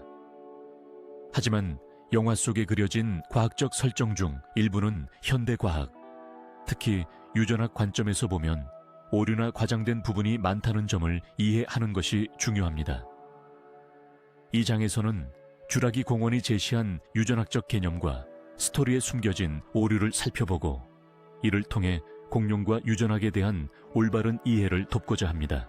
쥬라기 공원의 가장 핵심적인 설정이라는 것은 바로 고대 공룡의 DNA를 찾아내 현대 기술로 복원해 살아있는 공룡을 재현해낸다는 아이디어입니다. 영화는 모기나 다른 곤충이 공룡 피를 빨아먹어 그 DNA가 고스란히 침전되어 호박 속에 갇힌 상태로 오랜 세월을 견딘다는 과학적 가정을 토대로 이야기를 펼칩니다. 그리고 이 DNA 조각들을 분석하고 복구하여 공룡을 되살린다는 컨셉은 많은 관객에게 강렬한 인상을 남겼습니다. 그러나 현대 유전학과 분자 생물학의 시각에서 보면 이 가정에는 다수의 문제가 존재합니다. 첫째, DNA는 약 6,600만 년이라는 엄청난 시간 동안 안정적으로 보존되는 것이 거의 불가능합니다. DNA는 시간에 따라 자연 분해되고 산소와 빛, 온도 등 환경 요소들에 의해 빠르게 훼손되기 때문입니다. 현재까지 발견된 가장 오래된 DNA 화석은 수십만 년 내외로 수천만 년 전에 공룡 DNA가 완전한 형태로 보존되었다는 증거는 존재하지 않습니다. 둘째, DNA 분석을 위한 표본 확보 자체가 어려운데 호박 속에서 완전한 DNA를 추출하는 것은 아직까지 과학적으로 불가능합니다. 모기나 곤충의 체내에 남아있는 혈액이나 조직이 완전한 DNA로 남아있었다고 해도 그 기간과 환경 조건을 감안할 때 DNA의 연속성과 완전성이 극히 제한적일 수밖에 없습니다. 셋째, 가설상 손상된 DNA 조각들을 되살려 개체의 완전한 유전체를 재구성하는 것은 현재 유전체 기술 수준으로도 매우 어려운 작업입니다. 영화에서는 누락된 유전 정보를 개구리 DNA 등 다른 생물의 DNA를 이용해 메우는 장면이 나오는데, 이는 현실의 유전학적 융합 방식과 매우 다르며 생명체의 복잡한 유전자 네트워크와 상호작용을 무시한 과장된 설정입니다. 넷째, 살아있는 생물체로서 완전한 공룡을 복원하려면 유전자는 물론 그 유전자의 발현과 환경, 발달 과정 등이 완벽하게 재현되어야 합니다. 이는 단순한 DNA 복제가 아니라 생명공학, 발생생물학, 환경학 등 다양한 분야의 통합적 이해가 필요한 영역이며, 영화에서처럼 단순히 DNA만으로 이루어질 수 있는 것이 아닙니다. 또한 영화는 공룡의 생태와 행동, 그리고 인간과의 상호작용을 매우 극적이고 과장되게 묘사했습니다. 이는 과학적 환상, 사이언스 픽션으로 즐길 수 있지만 현실의 공룡 연구에서 밝혀진 동물의 생태는 훨씬 더 복잡하고 다양합니다. 영화 속 공룡들은 거대하고 위협적이며 완전한 의식을 가진 괴물처럼 묘사되지만, 과학자들은 공룡이 현대 동물처럼 다양한 사회적 행동과 생태학적 역할을 수행했음을 추정하고 있습니다. 그러므로 영화를 통해 형성된 이미지와 실제 고생물학적 사실은 차이가 있을 수밖에 없습니다. 결국 쥬라기 공원은 과학적 사실에 기반을 두었다기보다는 관객의 호기심과 상상력을 자극하는 스토리텔링에 더 집중한 작품임을 인식해야 합니다. 공룡 복원과 유전학에 대한 정확한 이해를 위해서는 이와 같은 허구와 현실을 명확히 구분하고 현대 과학의 성과와 한계를 함께 고려하는 태도가 필요합니다. 다음 장에서는 고대 족속과 공룡의 공존에 관한 허구적 믿음과 과학적 증거들을 살펴보며 어떻게 과학이 이 신화들을 반박하고 왜곡된 정보를 바로잡아 가고 있는지 알아보겠습니다. 공룡에 관한 화석 발견과 그 복원 과정은 과학의 영역이자 동시에 상상력의 무대이기도 합니다. 고생물학자들은 화석이라는 한정적이고 때로는 불완전한 증거를 바탕으로 수천만 년 전에 살았던 생명체의 모습을 되살려야 하는데 이는 단순한 과학적 추론만으로는 불가능한 영역입니다. 따라서 과학과 상상력이 어우러져 새로운 모습이 창조되곤 하죠. 이번 장에서는 화석 발견이라는 냉엄한 현실과 그 복원 과정에서 빚어지는 상상력의 역할 사이에 복잡한 관계를 살펴보고자 합니다. 먼저 화석은 대개 뼈, 이빨, 발자국, 때때로 피부나 깃털의 자국 등 매우 제한된 흔적들로 남습니다. 공룡 몸 전체를 토대로 완전한 복원을 기대하기란 불가능에 가깝죠. 더욱이 화석들은 장기간의 지질학적 변화, 풍화, 침식 등의 과정을 겪으며 손상되거나 부분적으로 소실된 경우가 많습니다. 따라서 복원 작업은 불가피하게도 이런 결손을 추측하고 보완하는 데서 시작합니다. 고생물학자들은 발견된 골격의 구조와 형태를 상세히 분석하며 동일하거나 유사한 종의 다른 화석들과 비교해 해부학적 위치, 크기, 연관성을 파악합니다. 그리고 이를 토대로 근육의 크기, 조직의 배열, 움직임 범위 등을 추정해 그 생물의 생김새와 행동 양식을 복원합니다. 하지만 이 과정은 절대적 증거가 아니라 가설과 추론에 바탕하기 때문에 어느 정도 상상력과 창의력이 개입합니다. 예를 들어 피부의 색이나 질감, 깃털의 유무와 형태는 매우 제한적인 화석 기록에서 추정해야 하므로 복원 과정에서 매우 다채로운 해석이 뒤따릅니다. 초기에는 단순히 비늘로 뒤덮인 모습을 상상했지만 최근 발견된 깃털 공룡 화석은 복원상의 상상을 크게 바꾸었습니다. 생태계와 계통 발생학적 정보, 현대 조류와 파충류의 비교 연구는 고생물학자의 상상력을 과학적 근거와 결합하는 데 중요한 역할을 합니다. 이와 같은 상상력의 활용은 대중매체와 박물관 모형 제작에도 큰 영향을 미칩니다. 완성된 모형이나 영화 속 공룡은 과학자들의 연구 성과를 기반으로 하지만 관객을 사로잡기 위한 창조적인 표현도 동시에 포함되어 있습니다. 적절한 균형을 유지해야 과학적 신뢰도와 대중적 흥미 모두를 만족시킬 수 있습니다. 그러나 때로는 과도한 상상이나 부정확한 정보가 과학적 사실과 혼동되어 대중에게 잘못된 인식을 줍니다. 이는 공룡에 관한 흔한 오해와 신화들이 생기는 배경 중 하나이며 정확한 정보 전달과 교육의 중요성을 강조하는 이유입니다. 결론적으로 화석 발견과 복원은 엄격한 과학적 연구를 토대로 하지만 그 한계를 극복하기 위해 필수적인 상상력과 창의적 해석이 어우러지는 복잡한 과정임을 이해해야 합니다. 과학자의 노력과 대중의 흥미가 함께할 때 공룡의 진짜 모습에 더 가까이 다가갈 수 있을 것입니다. 다음 장에서는 21세기에 이루어진 공룡 관련 연구들을 집중 조명하며 과거의 신화가 어떻게 과학적으로 재해석되고 있는지 살펴보겠습니다. 공룡의 지능에 관해서는 오래전부터 많은 사람들의 호기심을 자극해온 주제이며 대중문화에서도 빈번하게 다뤄졌습니다. 어떤 사람들은 공룡을 거대한 괴물로만 상상하지만 실제로 공룡의 지능 수준은 그들의 생존과 생태적 역할을 이해하는 데 매우 중요한 요소입니다. 그렇다면 과연 공룡은 어느 정도로 똑똑했을까요? 이번 장에서는 고생물학적 연구와 현대 과학의 시각을 바탕으로 공룡 지능에 대해 깊이 있게 살펴보도록 하겠습니다. 첫째, 공룡의 지능을 평가하는 데 있어서 가장 많이 사용되는 지표는 뇌 크기와 몸 크기의 비율인 뇌비 대비 Body Mass to Brain Ratio입니다. 일반적으로 이 비율이 높을수록 동물의 지능이 높다고 추정하는데 공룡들 역시 이 수치를 기준으로 지능을 추정합니다. 그러나 이 비율만으로 지능을 완벽히 평가할 수는 없으며 뇌의 구조적 복잡성, 신경세포 밀도, 그리고 행동 양식 등도 영향을 미칩니다. 육식 공룡 중 특히 벨로시랩터와 같은 소형 조반목 공룡은 상대적으로 크고 발달된 뇌를 가지고 있어 비교적 높은 지능을 지녔다고 여겨집니다. 그들은 사냥 전략을 세울 정도로 사회적인 행동을 보였고 복잡한 사고 능력을 필요로 하는 외부 환경에 효과적으로 적응했습니다.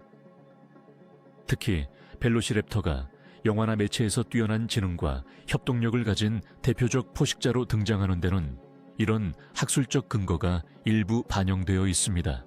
반면 대형 육식 공룡인 티라노사우루스는 상대적으로 뇌 크기가 크지 않았지만 생존에 필요한 기본적인 의사결정과 감각기관이 발달해 효율적인 사냥이 가능했을 것으로 생각됩니다. 이는 지능 측면에서 특정 영역에 특화되었을 수 있음을 의미합니다. 다시 말해, 공룡들은 다양한 지능 수준과 형태를 지녔으며 단순히 크거나 작음에 따라 우열을 가릴 수는 없습니다.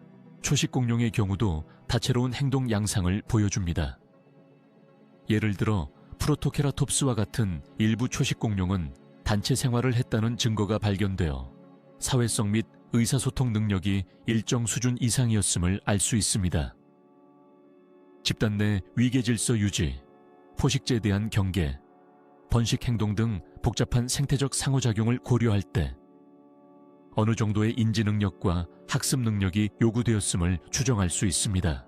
또한 공룡의 행동 패턴을 추정하는 데 있어 화석 발굴뿐 아니라 흔적 화석, 예컨대 발자국, 둥지, 알, 그리고 새끼들의 성장 흔적 분석 등 다양한 자료가 활용됩니다. 이러한 증거들은 공룡이 단순한 본능적 반응만이 아니라 환경 변화에 대응하며 문제 해결 능력을 발전시켰다는 점을 시사합니다. 그러나 공룡의 지능을 현대 동물과 직접 비교하는 데는 한계가 있습니다. 당시의 생태계와 사회 구조가 현재와 다른 만큼 그들의 지능도 그에 적응한 형태였기 때문입니다. 그렇기에 공룡 지능을 이해할 때는 인간 관점이 아닌 생존과 적응이라는 자연 선택의 맥락에서 바라보는 것이 적절합니다. 요약하자면 공룡의 지능은 종마다, 그리고 그들의 생태적 필요에 따라 다양하게 발달했으며 일부 소형 육식 공룡은 비교적 높은 인지 능력을 지녔던 것으로 평가받고 있습니다. 반면 대형 공룡 역시 효과적인 생존 전략을 구사할 정도의 지능은 분명히 갖추고 있었지요. 따라서 공룡들의 지능은 그들이 살았던 시대의 환경에 최적화된 똑똑함으로 이해해야 할 것입니다. 다음 섹션에서는 공룡 시대에 관한 잘못된 신화들 중 또 다른 흥미로운 주제를 다루며 공룡의 멸종 이유와 생태학적 중요성에 대한 오해에 대해 깊이 탐구해 보겠습니다. 공룡을 생각할 때 많은 이들이 떠올리는 로맨틱한 장면 중 하나는 바로 알에서 깨어나는 아기 공룡의 모습입니다. 영화나 다큐멘터리, 어린이 책 등에서 공룡의 알이 깨지며 작고 연약한 새끼 공룡이 세상에 나오는 장면은 오랫동안 대중의 상상력과 호기심을 자극해왔죠. 하지만 이 과정에 얽힌 다양한 신화와 진실에 대해 과학적 시각에서 살펴봐야 할 필요가 있습니다. 우선 공룡의 번식과 성장에 관한 오래된 오해 중 하나는 모든 공룡이 알에서 깨어나자마자 완벽하게 독립해 움직였다고 생각하는 것입니다. 그러나 고생물학적 연구와 화석 증거들은 공룡 새끼들이 태어난 직후에는 상당히 미숙하며 일정 기간 보호와 보살핌이 필요했다는 점을 시사합니다. 특히 일부 초식 공룡은 둥지 주변이나 떼를 지어 생활했다는 것에서 부모나 무리의 보호 아래 서서히 성장했음을 알 수 있습니다. 또 한 가지 신화는 공룡의 알이 모두 크고 단단하며 큰 사이즈였다는 생각입니다.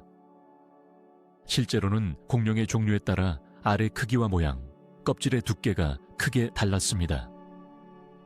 소형 공룡의 알은 현대 조류의 알 크기와 비슷하거나 더 작을 수 있으며 일부 대형 초식 공룡의 알은 거대하기도 했지만 단단함이나 형태는 다양한 환경적 적응에 따라 달라졌습니다. 이처럼 알 자체도 다양성이 크기 때문에 모든 공룡의 알 번식 방식을 일괄적으로 이해하는 것은 어렵습니다. 신생아 공룡이 알에서 깨어나는 순간을 찍은 화석 증거도 희귀하지만 존재합니다. 일부 연구에서는 공룡 둥지 화석에서 갓 깨어난 새끼 공룡뼈와 알껍질 조각이 같이 발견되어 출생 후 즉시 이동이 제한적이었을 가능성을 제시하기도 하죠. 또한 발자국 화석 분석을 통해 어린 공룡들이 부모와 함께 이동하거나 무리를 형성했다는 추론도 나왔습니다. 그러나 이런 모든 자료에도 불구하고 공룡 새끼의 행동과 성장 과정은 오늘날 우리가 완벽히 알기 어려운 영역입니다. 그 이유는 모든 공룡 새끼가 동일한 방식으로 성장하지 않았고 환경과 종에 따라 생존 전략도 달랐기 때문입니다. 어떤 종은 태어나자마자 적극적으로 독립했을 수도 있고 다른 종은 장기간 보호받으며 성숙했을 가능성도 큽니다. 영화나 만화에서 아기 공룡이 알껍질을 부수는 모습은 극적이지만 실제 알껍질 부수기는 새와 파충류의 행동을 참고하여 재현된 것입니다. 알 집단 내에서 새끼 공룡이 서로 부딪히면서 깨어나기도 하고 부모의 도움을 받기도 했을 것으로 추정됩니다. 그렇기 때문에 아기 공룡 혼자 힘으로 바로 일어난다라는 이미지 역시 신화에 가깝습니다. 뿐만 아니라 일부 공룡종에서는 둥지 주변에 여러 개체가 함께 존재하는 것이 화석으로 확인되었고 이로 인해 사회적 보살핌이나 부모 역할이 진화했을 가능성이 대두되고 있습니다. 이는 오늘날 조류와 일부 파충류의 행동과 유사한 점을 보여주며 공룡이 결코 무심한 생물이 아님을 상기시켜줍니다. 이처럼 공룡 아기들이 알에서 깨어나는 모습과 관련된 신화는 과학적 연구의 진전에 따라 점차 수정되고 있습니다. 당시 공룡의 생태와 행동을 보다 입체적으로 이해하려면 화석 기록뿐 아니라 현대 동물의 행동학, 생태학과 비교하는 통합적 접근이 필요합니다. 다음 장에서는 공룡시대 멸종의 여러 가설을 상세히 비교 분석하며 고대 생명의 종말에 얽힌 다양한 신화와 그 실제 과학적 근거를 함께 탐색하겠습니다. 이를 통해 공룡의 여정에 대한 보다 깊고 합리적인 이해를 가지는 데 도움이 될 것입니다. 공룡의 사냥 방식과 먹이사슬에 관한 대중적 오해는 꽤 오랫동안 널리 퍼져왔습니다. 많은 사람들은 공룡을 맹렬하고 무자비한 포식자로만 상상하며 오직 개인적이고 치열한 싸움 속에서 살아남았던 존재로만 이해하는 경향이 있죠. 그러나 최신 고생물학 연구들은 공룡의 사냥 행태와 생태계 내에서의 역할이 우리가 알고 있던 것보다 훨씬 다양하고 복잡했음을 보여줍니다. 우선 공룡의 사냥 방식에 관한 가장 흔한 오해 중 하나는 모든 육식 공룡들이 거대한 몸집과 무시무시한 이빨로 무장하고 혼자서 사냥감을 추적해 공격했다는 것입니다. 물론 티라노사우루스와 같은 대형 포식자들은 분명 강력한 사냥 능력을 가졌지만 모든 육식 공룡이 그와 같은 방식을 사용하지는 않았습니다. 예를 들어 벨로시랩터와 같은 소형 육식 공룡들은 더 민첩하고 지능적인 사냥꾼이었으며 무리를 지어 효율적으로 사냥을 했던 것으로 추정됩니다. 이는 그들이 복잡한 사회적 행동을 했을 가능성을 시사합니다. 또한 대형 포식자의 경우에도 사냥 방식은 한 가지에 국한되지 않았을 것입니다. 일부는 매복을 하거나 먹잇감을 몰아가는 전략을 사용했고 어떤 종류는 부패한 시체나 죽은 동물을 주로 먹었을 가능성도 존재합니다. 즉, 공룡의 사냥 방식은 그들의 체형, 환경, 그리고 생태적 조건에 따라 매우 다양했음을 이해하는 것이 중요합니다. 먹이사슬에 대한 오해도 많습니다. 흔히 공룡이라는 단어만 들어도 상위 포식자가 무조건 최강자라는 인상을 받지만 실제로는 복잡한 생태망 속에서 다양한 공룡과 동물들이 서로 얽혀 살아갔습니다. 먹이사슬의 꼭대기에는 대형 육식공룡뿐 아니라 중형 포식자와 그보다 작은 생물들도 존재했고 각기 다른 방식으로 생태계 균형에 기여했습니다. 초식공룡 역시 무시할 수 없는 먹이사슬의 중요한 구성원으로 큰 덩치와 다양한 섭식 전략으로 환경을 변화시키고 먹이사슬의 밑바닥에서 새로운 에너지를 창출하는 역할을 했습니다. 더불어 여러 초식 공룡들이 다양한 높이와 공간에서 식생을 먹으면서 경쟁을 피하고 생태적 틈새를 나누어 가졌다는 점도 흥미롭습니다. 마지막으로 공룡의 생태계는 오늘날의 생물들과 마찬가지로 복잡한 상호작용과 경쟁, 협력 관계로 구성되어 있었습니다. 따라서 단순히 극단적인 포식과 공격성만으로 공룡을 정의하고 이해하기보다는 다양한 행동 양식과 생태적 적응이 어우러진 생명 공동체의 일원으로 바라봐야 합니다. 이처럼 공룡의 사냥 방식과 먹이사슬은 오해와 신화에 가려져 있던 부분들이 많으며 끊임없는 학술 연구와 새로운 화석 발견을 통해 그 실체에 더욱 가까워지고 있습니다. 다음 장에서는 공룡의 색깔과 피부 구조에 대한 잘못된 상상을 조명하며 최근 과학적 발견이 어떻게 대중의 인식을 변화시키고 있는지 알아보겠습니다. 바다와 하늘에서 거대했던 생물들을 떠올릴 때 많은 이들이 흔히 공룡과 같은 종류라고 생각하기 쉽습니다. 영화나 대중문화에서도 이런 이미지가 반복되면서 바다의 거대 생물과 하늘을 나는 거대한 생물들을 모두 공룡으로 여기는 경향이 강합니다. 그러나 고생물학적 연구와 계통 분류학은 이들 생물이 엄연히 공룡과 구별되는 독립적인 그룹임을 명확히 밝혔습니다. 이번 장에서는 이 거대 생물들이 정체는 무엇이며 왜 공룡과 다른지를 정확히 살펴보겠습니다. 먼저 해양에서 살았던 거대한 파충류들을 살펴보겠습니다. 흔히 바다 공룡이라고 불리기도 하는 모사사우루스, 플래시오사우루스, 이크티오사우루스와 같은 그룹은 사실 엄밀한 의미에서 공룡이 아닙니다. 이들은 모두 고생대 말부터 중생대까지 바다에 적응해 진화한 해양 파충류로 독립된 계통적 분류군에 속합니다. 공룡과는 달리 이들은 전신 수영에 적합한 몸 구조와 지느러미, 같은 수영용 사지를 갖췄기 때문에 생태적으로도 크게 구분됩니다. 비슷하게 하늘을 날았던 프테로사우루스 역시 공룡과는 다른 그룹입니다. 이들은 비조류 파충류로 날개를 가진 최초의 척추동물로 알려져 있습니다. 공룡과 동시대를 살았지만 독자적으로 하늘을 지배했던 생물이며 계통학적으로는 공룡과는 별개의 분류군입니다.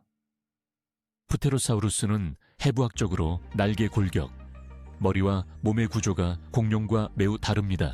이와 같이 바다와 하늘의 거대 생물들은 공룡과는 독립적인 진화 역사를 갖고 있으며 그들의 생존 전략, 해부학적 특성, 그리고 행동 양식도 크게 다릅니다.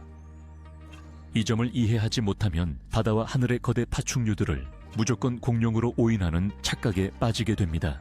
대중문화에서는 이러한 구분 없이 흔히 공룡시대의 괴물이라는 통칭으로 밀어붙이지만 전문가들은 신중하게 공룡과 그 외의 파충류를 구별하며 각 그룹이 보여주는 독특한 진화적 이야기를 탐구합니다. 이는 고생물학에서 매우 중요한 작업으로 각 생물군의 진화적 위치와 생태적 역할을 명확히 하는데 필수적입니다. 마지막으로 오늘날 새는 공룡의 직계 후손으로 간주되지만 바다의 거대 해양 파충류와 하늘을 나는 프테로사우루스는 이와 다른 길을 걸어 멸종하였다는 사실, 역시 우리가 생명의 진화를 올바로 이해하는데 핵심적인 정보입니다. 따라서 바다와 하늘의 거대 생물들이 공룡일까라는 질문에 대한 답은 그들은 엄연히 다른 그룹이며 공룡과 함께 중생대 세계의 다양한 생태계를 구성했던 특별한 존재들이었다는 것입니다. 다음 장에서는 이처럼 구별된 공룡군과 기타 고대 파충류 사이의 생태적 관계 및 경쟁 구도에 대해 깊이 탐구해 보겠습니다. 공룡의 절멸 이후 지구 생태계는 극적인 변화를 겪으며 완전히 새로운 생명의 시대를 맞이했습니다. 공룡이 지배하던 중생대의 끝자락, 약 6,600만 년 전 백악기 팔럭이 경계에서 발생한 대멸종 사건은 지구 역사상 가장 극적인 생태계 대변동 중 하나였습니다.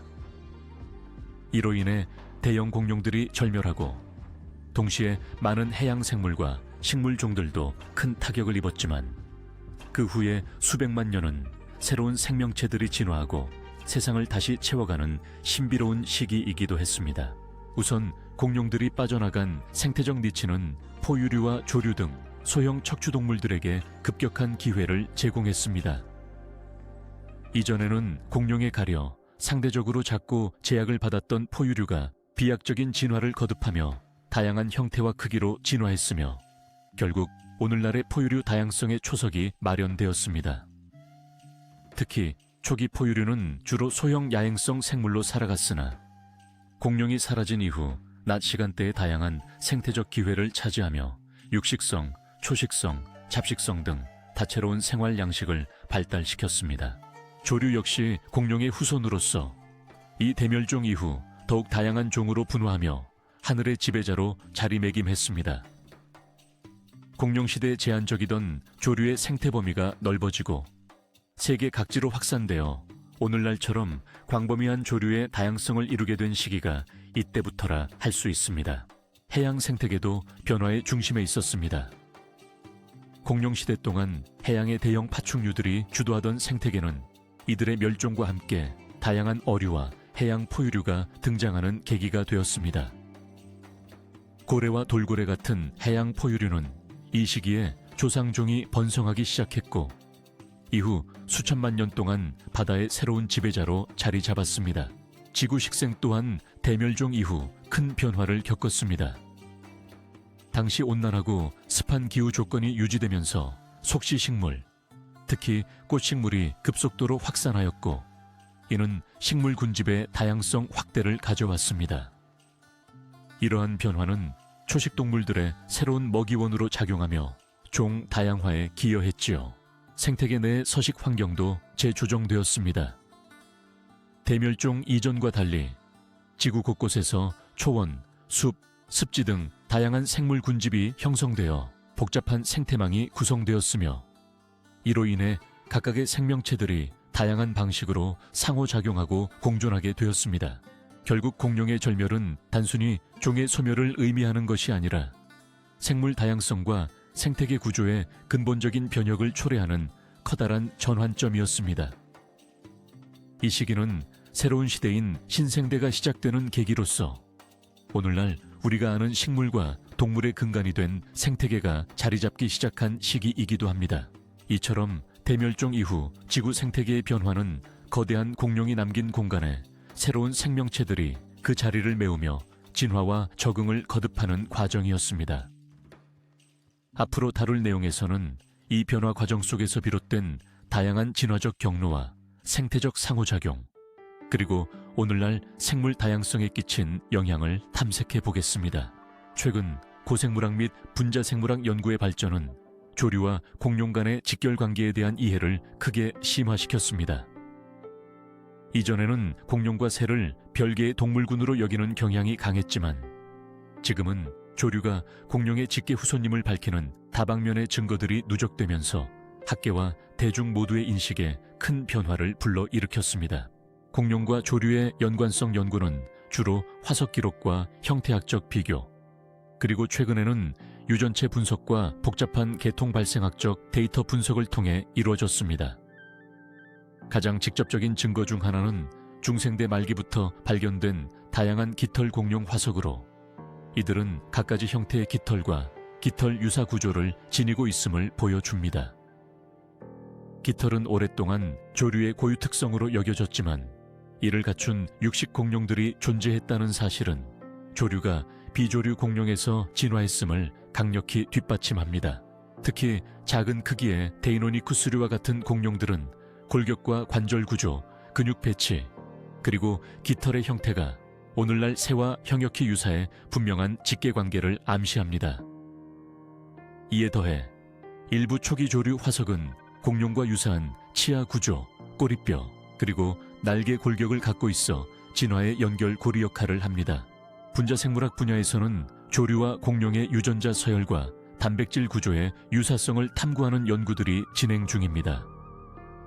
현재까지 미완성인 부분이 많지만 유전체 비교 분석 결과는 조류가 확실히 공룡 중에서도 조반목 오니티시아, 공룡과 계통학적 관계가 밀접함을 점차 확인하고 있습니다. 더 나아가 화석 내에서 발견되는 미세 구조들은 신경계 발달, 대사 속도, 심지어 행동 패턴의 유사성까지 연결짓게 합니다. 이러한 연구들은 단순한 외형적 유사성뿐 아니라 생리적, 생화학적 특성까지 공룡과 오늘날 조류 간의 연계점을 제시합니다.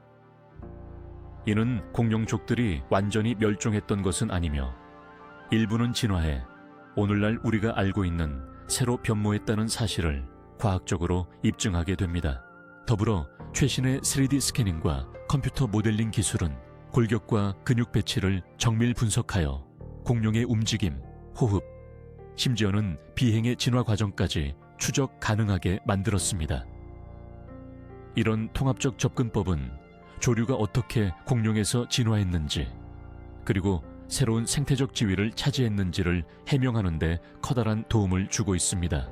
한편 이 연구들은 생물계통학을 재정립하고 인간과 생명의 역사에 대한 깊은 통찰을 제공함으로써 진화론 교육과 공룡에 관한 신화 해소에 크게 기여하고 있습니다. 아직도 일부에서는 이런 사실들을 신념이나 문화적 이유로 받아들이지 않으나 과학적 커뮤니티에서는 이 직결관계가 확실한 사실로 자리 잡아가고 있습니다. 마지막으로 조류와 공룡의 직결관계에 대한 연구는 단순히 과거 생물학 연구를 넘어서 생명의 진화와 다양성, 그리고 생태계 변화의 복잡성을 이해하는 데 중요한 열쇠임을 기억하는 것이 중요합니다. 앞으로도 발굴과 기술 진보가 이 분야를 더욱 풍부하고 명확하게 할 것으로 기대됩니다. 다음 장에서는 공룡 멸종 후 이어진 생물종들의 진화 역사와 지구 생태계에 미친 영향에 대해 집중 조명하며 과거 신화와 현대 과학의 대화를 계속 이어가겠습니다. 공룡에 관한 연구는 주로 화석에서 비롯된 증거들을 기반으로 이루어지며 그 중에서도 발자국 화석과 뼈 화석은 생태와 행동을 이해하는 데 중요한 역할을 합니다. 그러나 이들 증거가 잘못 인용되거나 오해되어 일부 대중에게는 신화처럼 받아들여지는 경우가 적지 않습니다. 이번 장에서는 공룡 발자국과 뼈 화석에 관한 오용 사례와 그에 따른 잘못된 믿음들을 짚어보며 진실과 허구를 명확하게 구분해 보겠습니다. 먼저 공룡 발자국 화석은 엄밀히 말해 공룡이 걸었던 당시의 행동과 움직임을 간접적으로 보여주는 매우 가치 있는 자료입니다. 이를 통해 공룡의 보행 속도, 크기, 이동 경로, 때로는 사회적 행동까지도 추론할 수 있습니다. 하지만 일부 미디어나 뉴스에서는 발자국 하나로 과장된 주장을 펼치거나 심지어 인간 발자국과 공룡 발자국이 함께 발견되었다는 식의 허위 정보를 묘사하기도 합니다. 가장 흔한 잘못된 인용 중 하나는 인간과 공룡 발자국이 같은 지층에서 발견되었다는 주장이며 이를 통해 인간과 공룡이 동시대에 존재했다는 음모론적 해석이 나오기도 합니다. 실제로 이러한 주장은 지질학적 층위 인식 오류, 발자국 모양의 오인 또는 일부 조작 사례에 기반해 널리 퍼졌는데 정밀한 과학적 검증 결과 근거 없는 가짜임이 밝혀졌습니다. 지층마다 형성 시기가 명확히 다르고 공룡이 멸종한 백악기 말과 인류가 등장한 시기는 수천만 년의 간극이 존재하기 때문입니다. 또한 공룡뼈 화석 역시 해석하는 과정에서 종종 오용되거나 과장됩니다. 예를 들어 특정 부위의 뼈 구조가 현대 동물과 유사하다는 점에서 진화론 부정론에서 일부러 잘못 해석하는 사례가 존재합니다. 또한 뼈 화석에서 발견되는 상처 자국이나 치아 자국에 대해 지나친 추측이 개입됨으로써 공룡들이 어떤 특정 행동을 했다는 과도한 결론이 도출되기도 합니다. 과학자들은 이러한 화석 증거들을 다룰 때 매우 신중하며 여러 가설을 검증하기 위해 다양한 비교 연구와 첨단 분석 기술을 활용합니다. 화석 발굴 현장 역시 매우 복잡하고 다양한 요소가 섞여 있어서 단일 발견물에만 의존해서 과도한 결론을 내리는 것은 금물입니다. 결국 발자국과 뼈 화석을 포함한 공룡 화석들은 과거 생태와 진화 과정을 복원하는 데 결정적이며 이를 이해하는 데 중요한 자료입니다. 그러나 이 자료들이 일반 대중에게 전달될 때는 항상 정확한 과학적 해석과 함께 신중하게 다뤄져야 하며 무분별한 오용이나 허위 정보는 과학에 대한 신뢰를 저하시키는 원인이 되기 쉽습니다. 앞으로는 과학 커뮤니케이션이 보다 발전해 공룡 및 고생물학 관련 정보가 정확하고 균형 잡힌 시각으로 전파될 수 있도록 노력해야 할 것입니다. 다음 장에서는 공룡과 관련된 여러 대중신화 중 일부가 어떻게 과학적 연구를 통해 반박되었는지, 그리고 앞으로 어떤 연구가 우리 인식에 변화를 가져올지에 대해 살펴보겠습니다. 공룡시대, 즉 중생대의 환경과 서식지에 관한 이야기는 때때로 대중문화와 미디어에서 상당히 단순화되거나 왜곡된 신화로 전해져 왔습니다. 많은 사람들은 공룡이 무조건 무성한 정글이나 깊은 밀림에서만 살았다고 생각하며 그 환경은 항상 습하고 뜨거운 열대기후였다는 인식을 갖고 있습니다. 하지만 최신 고생물학과 지질학 연구들은 공룡이 살던 환경이 훨씬 더 다양하고 복잡했음을 밝혀내면서 통념과 달리 다양한 기후와 서식지가 공룡의 생존을 뒷받침했다는 사실을 증명하고 있습니다. 중생대는 약 2억 3천만 년 전부터 6,600만 년 전까지 이어진 시기인데 이 긴 시간 동안 지구는 여러 차례 기후 변화와 대륙 이동으로 환경적으로 큰 변화를 겪었습니다. 초기 트라이아스기에는 지구가 비교적 건조하고 사막화 경향이 강했으며 후기로 올수록 점점 더 수변하고 온난한 기후가 대륙 전반에 걸쳐 확산했습니다. 그러나 이것이 곧 중생대 전 시기에 균일한 습열 기후가 유지된 것은 아니죠. 중생대의 대륙 배치 역시 오늘날과는 매우 달랐습니다. 당시에는 대부분의 대륙들이 하나의 거대한 초대륙인 판게아로 모여 있었다가 점차 분리되어 평평한 해안선과 다양한 내륙 환경이 형성되면서 각기 다른 생태계와 식생이 자리 잡았습니다. 이로 인해 공룡들도 각 지역에 적응하여 다양한 서식 환경에서 번성했습니다. 예를 들어 북아메리카, 아시아, 유럽, 아프리카, 남미 대륙 각각에서 서로 다른 기후와 지형을 배경으로 진화한 공룡들이 발견됩니다. 특히 공룡들이 살았던 서식지는 열대우림뿐 아니라 방원조 지대, 습지, 강가, 사막, 그리고 심지어 고위도의 중북극 지역도 포함했습니다. 최근에 발견된 화석들은 공룡들이 당시 극심한 기후변화와 계절적 변동을 견디며 다양한 환경에서 적응했음을 시사합니다. 예를 들어 일부 공룡 화석은 현재의 북유럽과 비슷한 고위도 지역에서 발견되었으며 그곳의 낮과 밤 길이 차이, 온도 변동 등 극단적인 조건 속에서도 공룡들이 생존했음을 알려줍니다. 또한 당시의 대기 조성은 이산화탄소 농도가 현대보다 훨씬 높아 온실 효과가 컸으며 이는 지구를 비교적 따뜻하게 유지하는 데 기여했지만 그 영향이 균일하지 않아서 지역별 기후 차이가 컸다는 점도 밝혀졌습니다. 따라서 중생대 기후는 무조건 더웠다는 단순한 인식도 과학적으로는 수정이 필요합니다. 대중문화에서 자주 묘사되는 습하고 울창한 밀림 배경 역시 여러 공룡들의 한 측면만을 강조한 것이며 실제 공룡들은 광범위한 환경에서 다양하게 적응하며 생존했습니다.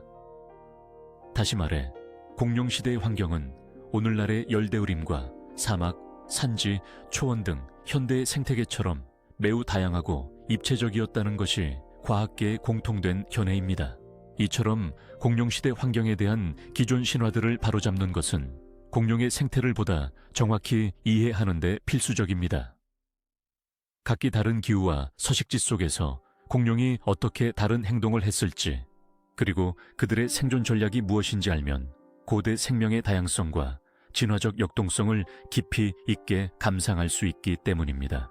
다음 장에서는 이처럼 다양했던 공룡시대의 환경과 생태계에서 공룡이 어떤 역할을 했는지, 그리고 그들의 멸종 후 생태계가 어떻게 재구성되었는지를 더 자세히 탐구해 보겠습니다. 공룡을 둘러싼 수많은 신화와 미스터리는 대중들의 상상력을 자극하면서도 동시에 과학적 사실에 대한 혼란을 야기해 왔습니다.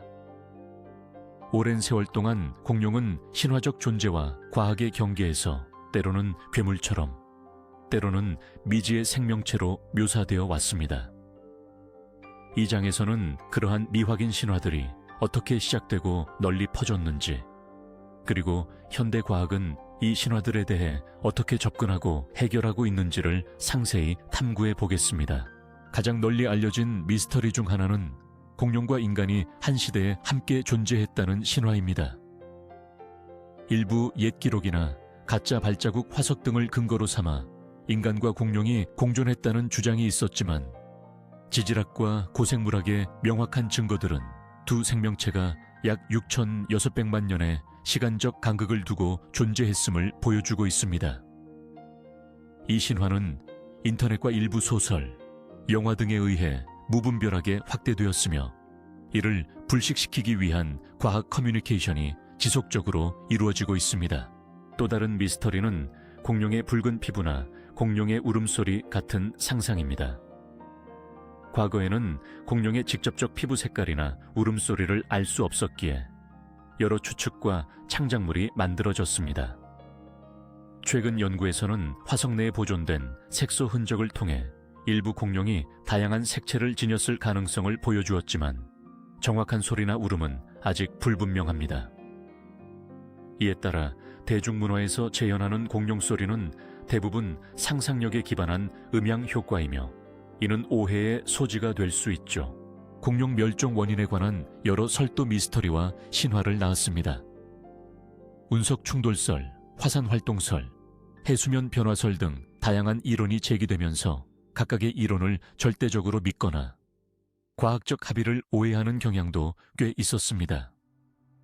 최근 연구들은 멸종 원인이 단순하지 않고 복합적이라는 점을 밝혀내 초기의 단일 이론 신화를 넘어서는 과학적 접근이 이루어지고 있습니다. 그 외에도 공룡의 행동, 사회성, 지능 등에 대한 과장과 오해, 그리고 대중매체가 만든 괴수 같은 공룡 이미지는 미스터리를 더욱 증폭시켰습니다.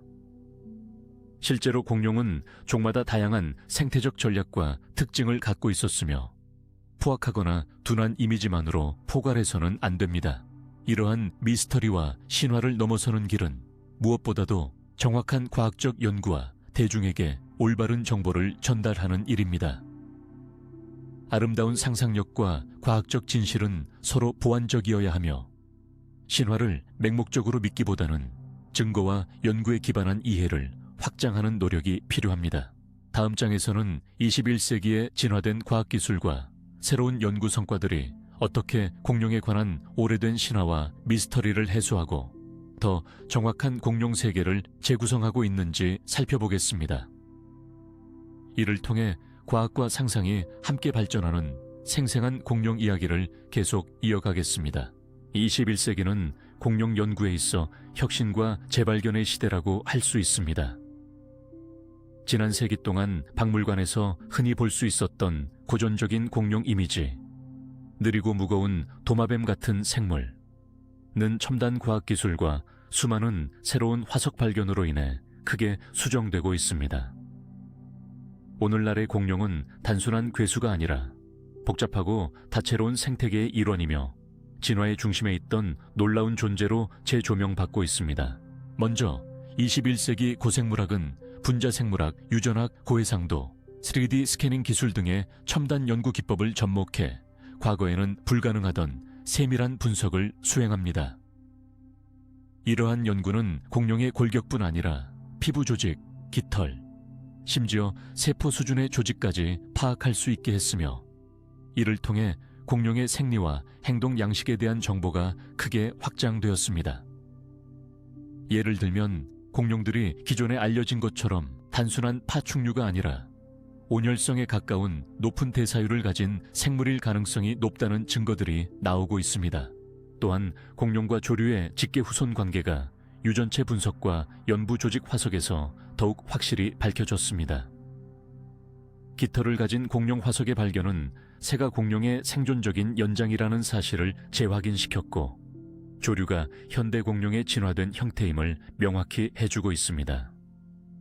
따라서 공룡의 근본적인 이미지는 멸종한 고대 파충류에서 현대 조류를 포함하는 생명체군으로 확대되었습니다. 이 밖에도 공룡의 운동 능력과 사냥 전략에 대한 재조명이 이루어졌습니다.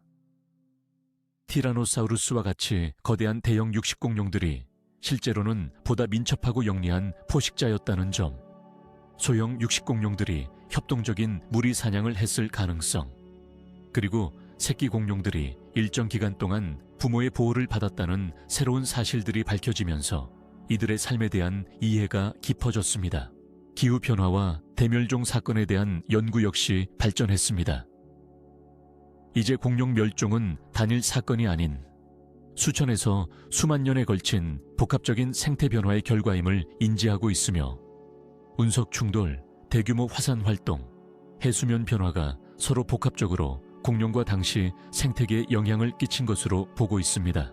또한 21세기 연구는 공룡 서식지가 과거 인식보다 훨씬 다양했다는 점도 밝혔습니다.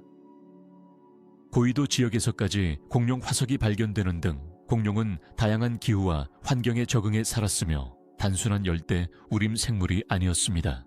결론적으로 21세기에 접어들어 과학계는 공룡을 보다 입체적이고 생생한 과거 생명체로 재탄생시키고 있습니다. 과거의 신화와 편견, 불완전한 정보를 넘어 과학적 증거와 연구를 토대로 돌아본 공룡의 진짜 모습은 우리의 상상을 훨씬 뛰어넘는 다채롭고 신비로운 생명 이야기입니다.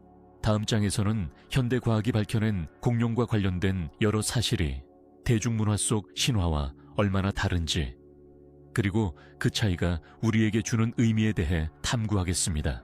공룡에 관한 연구는 그동안 인류에게 수많은 지식과 놀라움을 선사해왔지만 여전히 많은 미지의 영역과 궁금증을 남겨두고 있습니다. 지난 수십 년간 화석 발굴과 첨단 과학 기술의 발전으로 공룡에 대한 이해가 크게 진전되었음에도 불구하고 우리가 아직 알지 못하는 공룡의 생태, 행동, 진화 과정, 그리고 멸종의 구체적인 원인에 관한 탐구는 계속되어야 할 길입니다. 이 장에서는 미래의 연구가 향할 방향과 기대되는 과학적 발견들에 대해 살펴보며 아직 밝혀지지 않은 공룡의 신비를 함께 생각해 보겠습니다. 첫째, 가장 큰 미스터리 중 하나는 공룡의 다양한 생태적 행동과 사회성입니다. 현재 일부 화석 기록과 흔적 화석을 통해 사회적 무리 생활, 육아, 포식 및 방어 전략에 관한 대략적인 짐작을 하고 있지만 그 구체적인 메커니즘과 다양성은 아직 충분히 밝혀지지 않았습니다. 미래에는 더 정밀한 화석 발견과 조직 화학 분석, 그리고 첨단 영상 기술을 활용한 연구들이 공룡의 행동 양상을 보다 세밀하게 복원하는 데 중요한 역할을 할 것입니다. 둘째, 공룡의 내분비계나 대사율, 성장 속도 등에 관한 연구가 더욱 활발히 이루어져야 합니다. 현재 일부 연구는 공룡이 온혈동물과 냉혈동물의 중간적 특성을 지녔을 가능성을 제기하지만 구체적이고 확실한 근거는 아직 부족한 상황입니다. 미래에는 고분자 분석 기술과 갈탄층 내 미소 화석 분석 등을 통해 공룡의 천 조절과 물질 대사 과정을 직접 규명할 수 있을 것으로 기대됩니다. 셋째, 공룡과 현대 조류 간의 진화적 연결 고리를 밝히기 위한 유전체 연구도 중요한 과제로 남아 있습니다. 완전한 DNA 분석은 어렵지만 단백질 구조나 핵산 잔재 분석, 화석화된 연부 조직의 분자 생물학적 연구가 향후 공룡과 조류 유전자 간의 연관성을 더욱 명확히 밝혀 진화학적 지식을 공고히 할 것입니다. 넷째, 공룡 멸종에 관한 추가 연구도 계속 요구됩니다. 현재 운석 충돌, 화산 활동, 기후변화 등이 멸종에 복합적으로 작용했다는 설이 우세하지만 각각의 영향력과 멸종 과정의 시간적 세부 사항에 대해서는 여전히 논쟁이 있습니다. 화석 기록의 시계열 분석과 지질학적 증거가 증폭됨에 따라 보다 세밀한 멸종 메커니즘이 해명될 것으로 보입니다. 마지막으로 인공지능과 빅데이터 분석, 가상현실 등 첨단 기술들이 공룡 연구에 점차 활용되면서 기존에 접근하기 어려웠던 데이터를 해석하거나 가상 환경에서 공룡의 행동을 재현하는 새로운 연구 패러다임이 형성되고 있습니다. 이로 인해 앞으로는 공룡의 생태와 진화 과정을 더욱 입체적이고 체계적으로 이해할 수 있을 것입니다. 결론적으로 우리가 아는 공룡에 관한 지식은 여전히 부분적이며 미래의 연구는 아직 미지의 영역을 탐험하는 여정입니다. 이 미지의 영역을 탐구하는 데에는 고고학적 발견뿐 아니라 첨단 과학기술과 창의적인 사고가 결합되어야 하며 새로운 발견은 언제나 우리의 공룡에 대한 기존 인식을 새롭게 할 것입니다. 공룡이라는 고대 생명체의 신비를 풀어나가는 미래의 연구들은 인류의 진화와 생명 역사에 대한 심오한 이해뿐 아니라 현대 환경 변화에 대한 대응책 마련에도 소중한 시사점을 제공할 것입니다. 앞으로 펼쳐질 연구의 여정이 흥미롭고 풍부한 내용을 전달할 것임을 기대하며 이 신비로운 세계에 대한 깊은 탐험을 계속해 나가길 바랍니다.